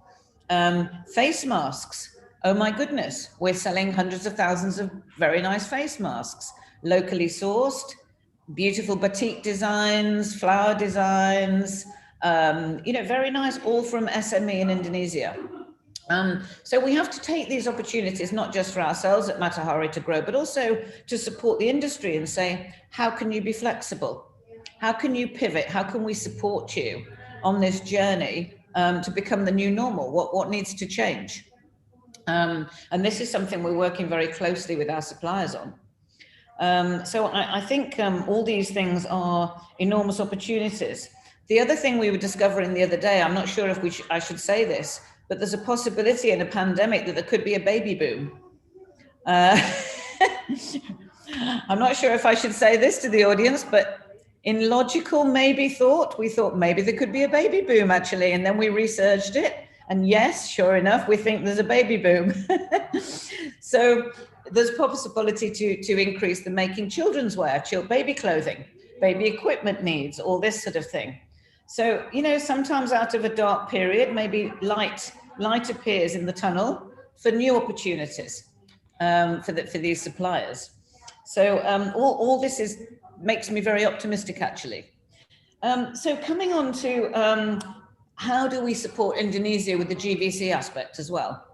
Because this is very important, as your previous very eloquent doctor also explained, that some of the more GVC orientated suppliers were slightly better protected in a pandemic, you know, both financially, they have more robust systems, perhaps they are higher on digitalization because perhaps they have more development within their company. So how do we support these SME to become more robust, more complex, and able to increase the GVC as well? Just to step back slightly, the RCEP, yes, will be hugely helpful. It's fantastic that this has now been signed. I think this will be a great step forward for Indonesia. And there are many countries, I think, that would benefit enormously from Indonesian production and suppliers. In my experience, even in the UK, in Europe, in America, we always bought a large percentage from Southeast Asia. You know, 35 in some areas, 35 up to 50% of production potentially could be from China, We often bought clothing and shoes, footwear from Vietnam. We would buy apparel and leather from India. We would buy many knitted products from Bangladesh, for instance, when we were in the UK. We were also beginning to develop Myanmar. However, there is no reason that I can see why Indonesians should not be able to grow to this extent. It's an emerging sector at the moment in terms of the export business. We have a bonded zone where there are quite high capacity factories working there, working for overseas customers very successfully. However, there's also a very large percentage within Indonesia who are not in the bonded zone, who need help and support to reach the right levels that would be required for an overseas acceptable market. And this is something that we can work on very, very, very strongly, and we can support in Matahari, I'm pleased to say. So what are the challenges? You know, if I ask myself, so far, I haven't been able to personally visit some of the factories because of COVID, but from the research and the discussions I've already had so far, there are a number of things that we will need to continue to support suppliers with. As mentioned earlier, there's the design, develop and marketing aspect. There is a digitalization aspect that some of these suppliers will require. Funding, yes, of course, and Dr. Sambuaga referred to this as well, and how the Indonesian government and various consortiums are supporting this, and Matahari can support with funding. So they need this. There is also an element of upskilling that's required. So I think training, increasing the skill base, supporting the end-to-end chain of production. And by that, I mean, it's not only supporting the garment manufacturers, for instance, it's also supporting the fabric mill that weaves and knits the fabric to supply the manufacturer. Because Indonesia is very strong in cotton and rayon, for instance. However, it's less advanced in perhaps other fabrics. So some CVA or polyester mixed fabrics, for instance, come from China, where there is HS tariff to contend with to bring it here. So if we start to support our mills better in Indonesia so they can produce amazing cotton and viscose, but also other types of fabrics, starts to make them more interesting, more variety, more competitive. And it means they can very quickly supply the Indonesian factories, the garment factories, with great fabric rather. So no need to go to another country to find the fabric. So this is all part of the circular chain of production. And I'm proud to say at Matahari, we're already discussing how we are able to support these mills, these suppliers. You know, are we able to give them some funding to expand their capacity, expand their machinery, help them with their fabrics, help with training and upskilling. So all of these things are work in progress and need to continue, because I see no reason why Indonesia could not be as high as Vietnam or India or some of the other developed export companies in the apparel industry. There is no reason at all. They have some beautiful resources here to do this with. So I feel quite passionately about this. So this is one side. I think the other side we would also need to look at is the ethical and social compliance and sustainability aspect, because this is very, very focused in the rest of the world. Very high standards to SEDEX and Amiga levels, they're called. These are companies that audit and make the approvals and the standards that must be required. And I think many of our suppliers are working towards these great standards, and other people need a little bit more support and a bit more help and training to get there. I always like to work with a red, amber, green traffic light system. So we start to progress the suppliers through to a green. Once they reach a green, then we know, yes, they will be amazingly compliant, not only for Matahari, but also for global export and help increase the GVC. So there are multiple sort of programs. 2 minutes left. Okay, thank you. So yes, I'm almost finished actually, Jimmy. I think I'm coming to the end really. Great. So this is an aspect from the front end from Matahari with our support, and also to continue to support and train these SME supply base to export as well, and to help them on that journey, because this benefits us all. The more wealthy and the more advanced these are, the better for Matahari, the better for Indonesia as the GBC element. So this is just in my humble opinion, in my short period in Indonesia so far. This is where I see the opportunities, and that's where I'm at today, and I'm happy to keep you posted as we go along the journey. So thank you for the opportunity to speak today. Thank you so much for the insights. What a wonderful insight. I think your perspective in how the retailers can actually support from Matahari's experience and your own experience in training them, supporting them, as well as making sure that the ethical and social compliance are there, certainly will help these SMEs to be more competitive, and they can go into the GVC. So Rachel, if I may invite the other speakers to the stage so that we can go to the next session of having the question and answer. So let me start. There's Pak Razat, my friend, my good friend Pak Razat from Sukovindo. Is he still here? Pak Beni Razat?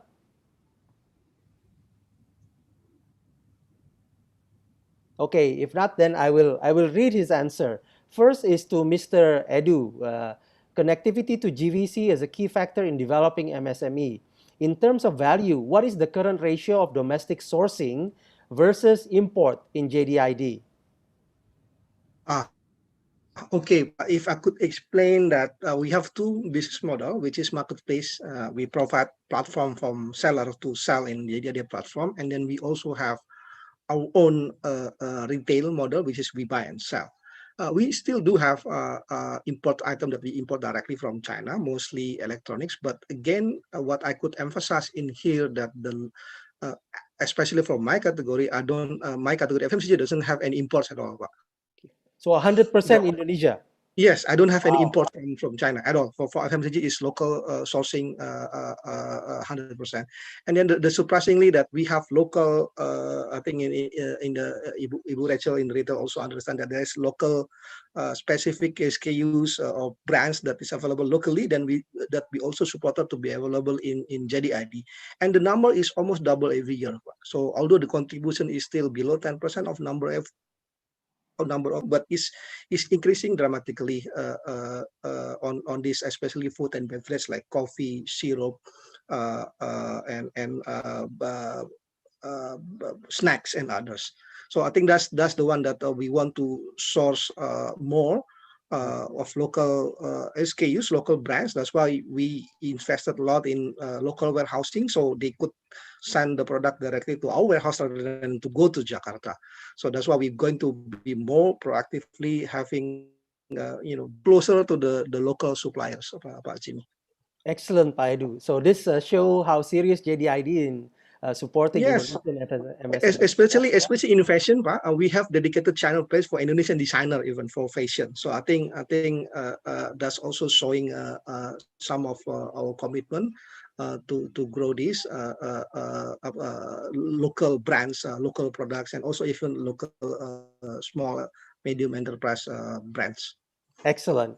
Okay, so the next question is for Dr. Shige. Based on your experience, what are the determining factors of Indonesian MSMEs to go global in joining GVC, and how should Indonesian government support in achieving that? Okay. Thank you, Jimmy. So that's a very good question. So actually, as you know, the SME participation in global value chain is very limited in many countries, and market access remains a major challenge for MSMEs. So I think these determinant factors, that's a very, very difficult question, but so I could say, roughly two things to be developed. The first one is business clustering. So for instance, developing this agricultural value chain, So which would be the very important area for the government to support, especially for this food delivery services and also the agriculture businesses. And so developing this business clustering, so that's critically important. Also, if not mistaken, Indonesia already developed this very good cluster in Jepara area, so central Java. It's teak, so furniture like that. That actually, so that is one of the successful case. So for developing this business cluster. So further promoting the business clustering is actually the key to boost national productivity in Indonesia and also other countries. This is number one. And then number two is, as also Rachel mentioned, so digital transformation is inevitable. So this is critically important. So because this, as you know, the new normal, so normally requires these, contactless society. So, but this traditional SME business requires this personal contact. So then governments need to support smooth shift of this MSME business from traditional, personal contact-based business to digital transactions. So to this end, definitely, training is critically important. Governments need to provide some skill training for SME owners and also SME employees to more familiarize with the digital transactions. So digital transformation, definitely, so this is a key issue. So under the new normal. Okay, thank you. Excellent. So business clustering is very important, like in Jepara, in Bandung, in several places where business cluster together so that they can improve their know-how together and get the support of each other and so on. Thank you so much. And also the what do you call that? Training as well as the shift in terms of how traditionally business is done. And thank you so much, ADB. Several months ago did a webinar with us. And at that time, the Minister of SME mentioned that they only had 8 million SMEs that are going or that went digital. But due to a lot of things, including the support from ADB, now already 12 million. Last week, we had a webinar again with the minister, and 4 million within a few weeks. So thank you very much, Dr. Sige, for sharing with us on this, because digitalization is very important, and contactless way of doing things is also important. Okay, so we have another question from Iim Fatima from Business Indonesia. This is for everyone. So I'd like Bu Rachel to first answer, and then Pak Wiwi, and then we have Pak Edu and Dr. Shige last. This is because this is from a reporter, so many questions. Yeah. So let me start with the first question. As both sectors have been hit hard by pandemic, will the collaboration be efficient? Meaning that the role of retailers in SMEs access into GVC. Rachel, you mentioned about the collaboration between retailers and GVC SME. Do you think that the collaboration will be efficient due to the pandemic, or is it going to be stronger actually because of the pandemic? What do you think?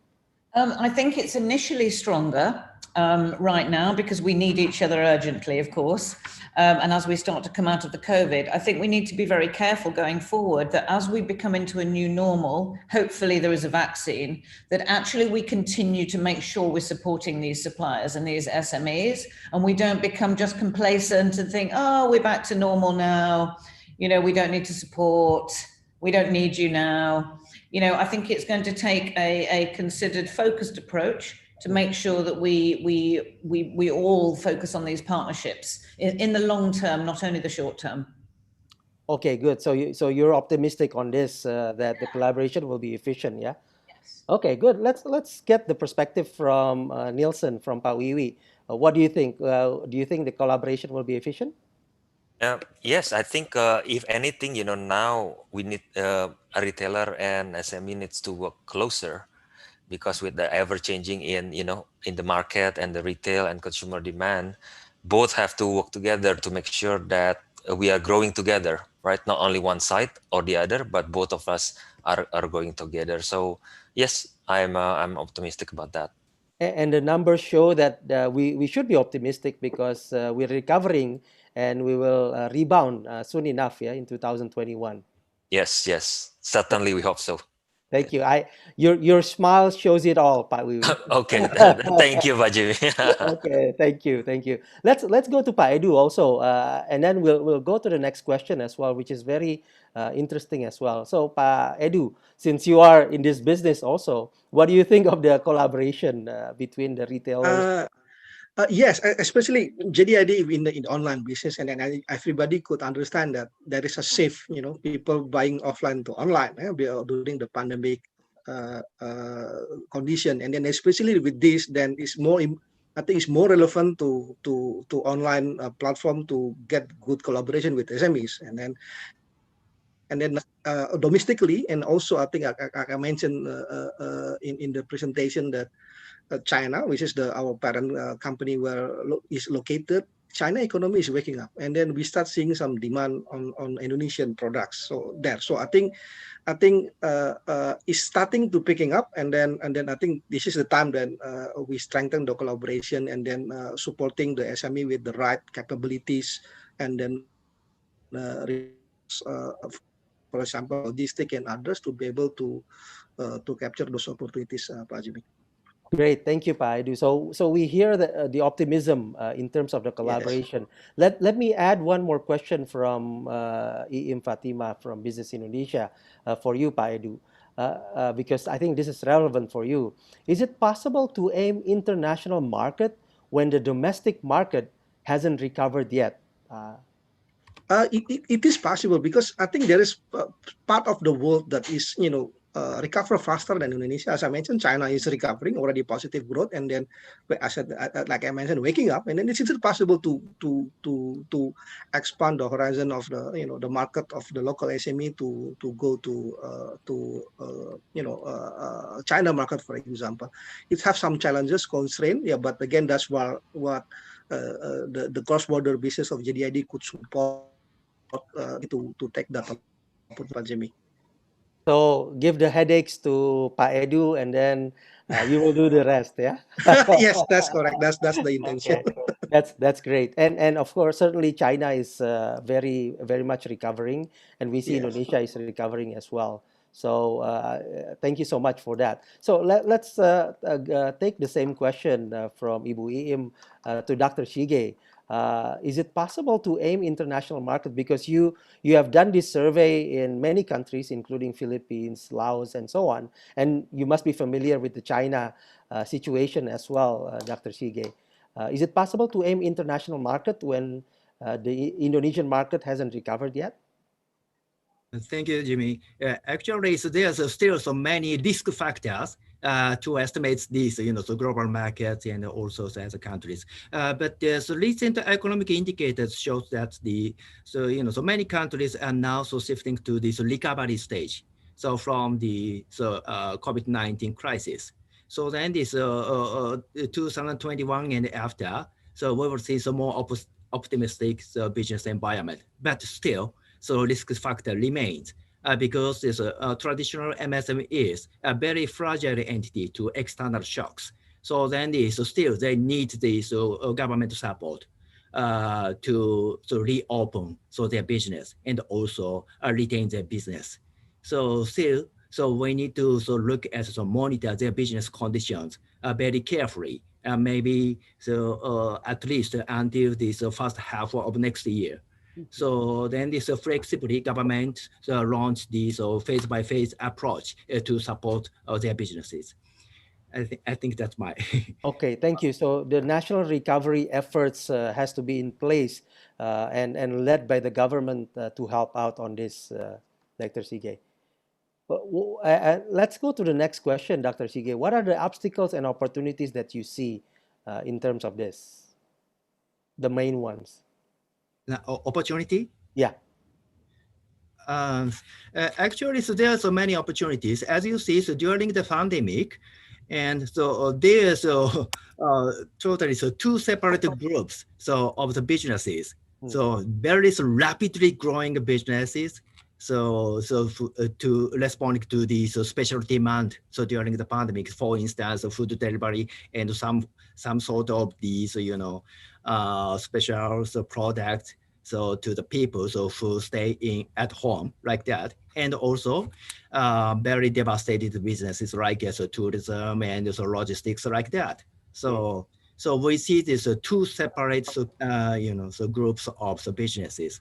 So then is maybe digital related businesses will be the most promising areas for the traditional businesses. Again, so shifting to this new business model, so even for this traditional distributive retail businesses, to this digital transformation is a very critical key issues. So even after this pandemic ended, so I think that this is a good opportunity for all of these businesses to rethinking their business model. So I think my answer is yeah, many big opportunities there. So next year or after. Great. And your smile shows the big opportunity, Dr. Shige. Thank you. And certainly Pa Edu is smiling also because his business will prosper with the digitalization of the SMEs. One last question.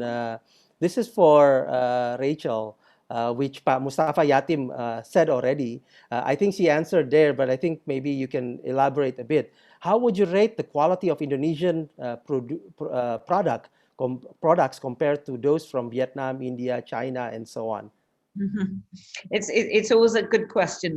The answer is that every country has a specialty and makes different things well. Indonesia, for instance, makes very good, nice knitted fabrics. T-shirts, soft dressing, more fluid garments. Is very good at this, but is not so strong in more structured, so more tailored, more smart, more formal garments. Perhaps less skilled. In footwear, Indonesia does make footwear, but slightly more simple footwear, so not complicated footwear. This is a speciality of Vietnam and China, for instance. And Indonesia makes beautiful interiors, very nice quality, wooden fabrication, designed, handworked interiors, whereas Vietnam and China make more sort of man-made polyamide plastic type interiors. So they are different. However, there is certainly skills and machinery and training that would help Indonesia improve even more, in my opinion. Great. I think that's a great wrap up, actually.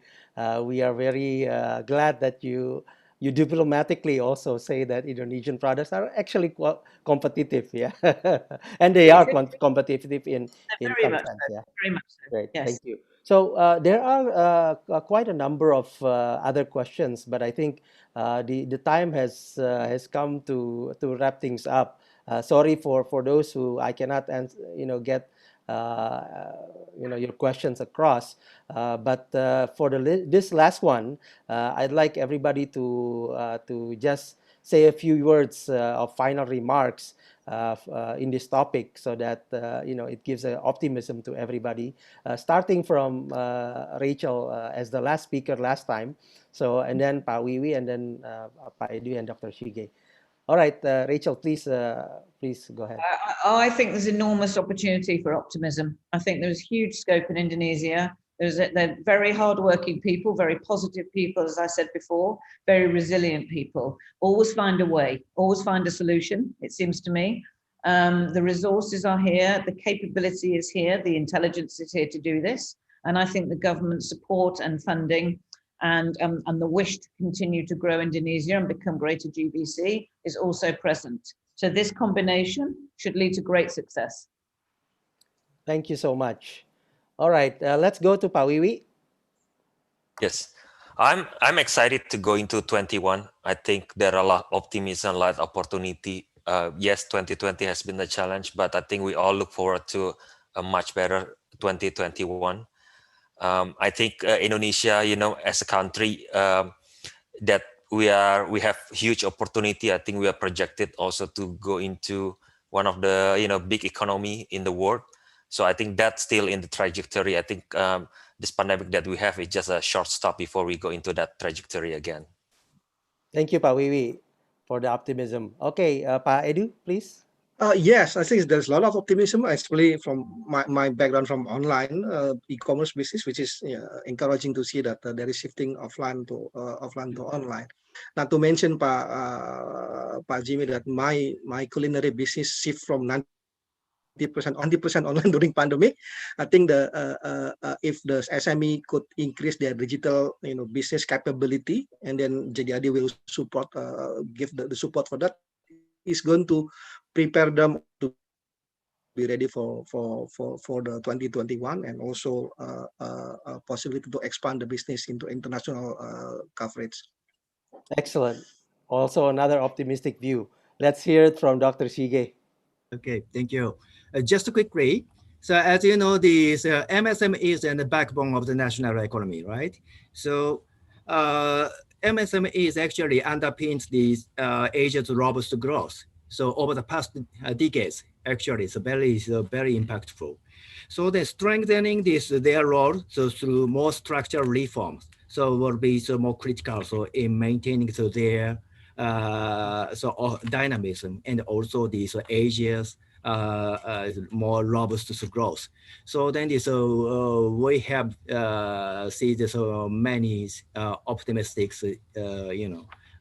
conditions for MSMEs. So they are very much the driving force for resilient national economies. We expect next year and after. Thank you.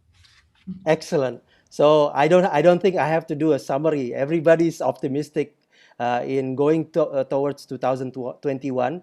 I think everybody is optimistic also that MSMEs will recover and rebound because they've had a tough time, as Dr. Shige has presented in his research.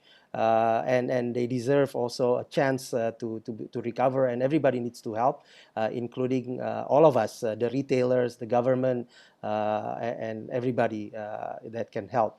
And thank you for all the speakers once again, very kind and very insightful. Thank you for all the people who actually posted the question. So the book will go to Pak Beni Razat, as well as Ibu Iim Fatimah. So we'll just send us your addresses, and then we will send you the book, Rise to the Challenge. It's a book written by Dr. Erwin, and as well as Memo, the speaker that did the opening on my experience. So thank you so much. So once again, thank you so much, Bu Rachel. Thank you, Pak Wiwi. Thank you, Dr. Shige, Pak Edu. A pleasure for us to have you give your insights. Thank you so much. Terima kasih. Thank you very much. Thank you, everyone. Thank you very much. Bapak-bapak, ibu-ibu, terima kasih. Jadi kita mau sebelum ini kita end, thank you Dr. Shige. We would like to call upon our Ketua Panitia Hari Retail Nasional, Dr. Handito. We call him the Capsec, Kepala Sekolah, the national, the export headmaster. Mana Pak Handito? Pak Handito, please join me. Okay, Pak Handito. Okay. Pak Handito. Thank you, Pak Jimmy, Gani. Okay. And I think we are happy today, and I would like to thanks to all of the speaker. Of course, Honorable Vice Trade Minister, Pak Jerry Sambuaga, and all of the board of director and participant from the PAPRA members, and of course to the POD and the member of the APRINDO, especially Pak Roy Mande, and of course all of the participants for this international webinar, retailer role in SME access into global value chain. And thank you very much for our smiling moderator, Pak Jimmy Gani. Many thanks for your attention and presence in our lovely webinar. We consider that our economy and retail business will be grow again, and we grow together, as Pak Wiwi mentioned. Hopefully, as all of the speaker said, we will excited and optimistic to enter the 2021. Together, we prepare and meet at the APRCA at the end of the 2020 in Bali. See you in Bali. Thank you very much. Thank you, Pak Dr. Handito. Just in front of you, there are the chain of events. Let me speak also in bahasa. Jadi kita masih ada banyak acara ini ya Pak Handito ya. Ada bazar, ada kemudian pelatihan nasional, ada nanti ada HOD meeting juga, ada virtual exhibition. So we are very much looking forward to having all of you join all these activities by APRINDO. So once again, thank you so much. Oh ya, jangan lupa tadi Dr. Shige masih ada. So tolong diisi surveinya. Please fill in the survey, which only takes 10 to 15 minutes. I will send you again. I've sent the link before, tapi I will send again to all of you so that we can all participate in this very important survey by ADB, so that Dr. Shige and his team can get a very good insight from all of us on our knowledge and what we know for SMEs, for the betterment of SMEs. So once again, thank you very much, everybody. See you soon. Assalamualaikum warahmatullahi wabarakatuh. Thank you very much, Miss Rachel. Thank you. Thank you. Mr. Shige. Thank you, Shige. Thank you, Bye. Terima kasih. Have a good day. Thank you. Thank you. Greetings healthy. Thank you. Greetings healthy for everyone. Thank you, Pak Roy, Pak Ya, Chairman. terima kasih Pak Jimmy, Pak Nito. Chairman. Terima kasih. Thank you very much for all the participants, especially for the member of the FAPRA and the others, the media, and much more from the other industry. Thank you very much. Thank you, Mr. Roy Mande. Thank you. Thank you. Thank you, Ms. Rachel. Greetings healthy for you and success. Yes. Thank you. Kita tutup dengan memainkan lagu Mars Aprindo ya. Sama-sama nyanyikan ini terutama untuk Pak Direktur Eksekutif, Pak Setiadi Surya, yang dari tadi menyimak. Kita sama-sama nyanyikan lagu ini.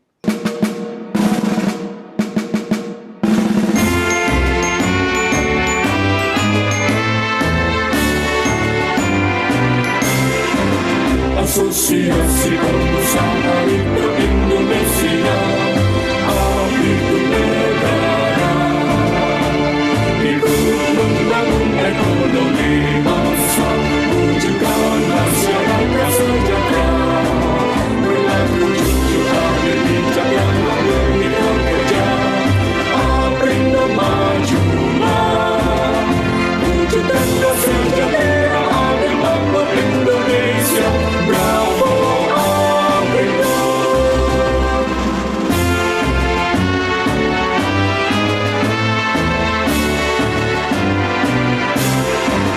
Asosiasi Pengusaha Mikro Indonesia, dia terus berkarya menyelaraskan ekonomi rakyat dan bangunkan sinergi bersama. Tanggung cerdas hadapi perubahan juga tantangan di segala masa. Berlandaskan Pancasila demi jaya Indonesia. Bravo APRINDO, bravo APRINDO, bravo APRINDO.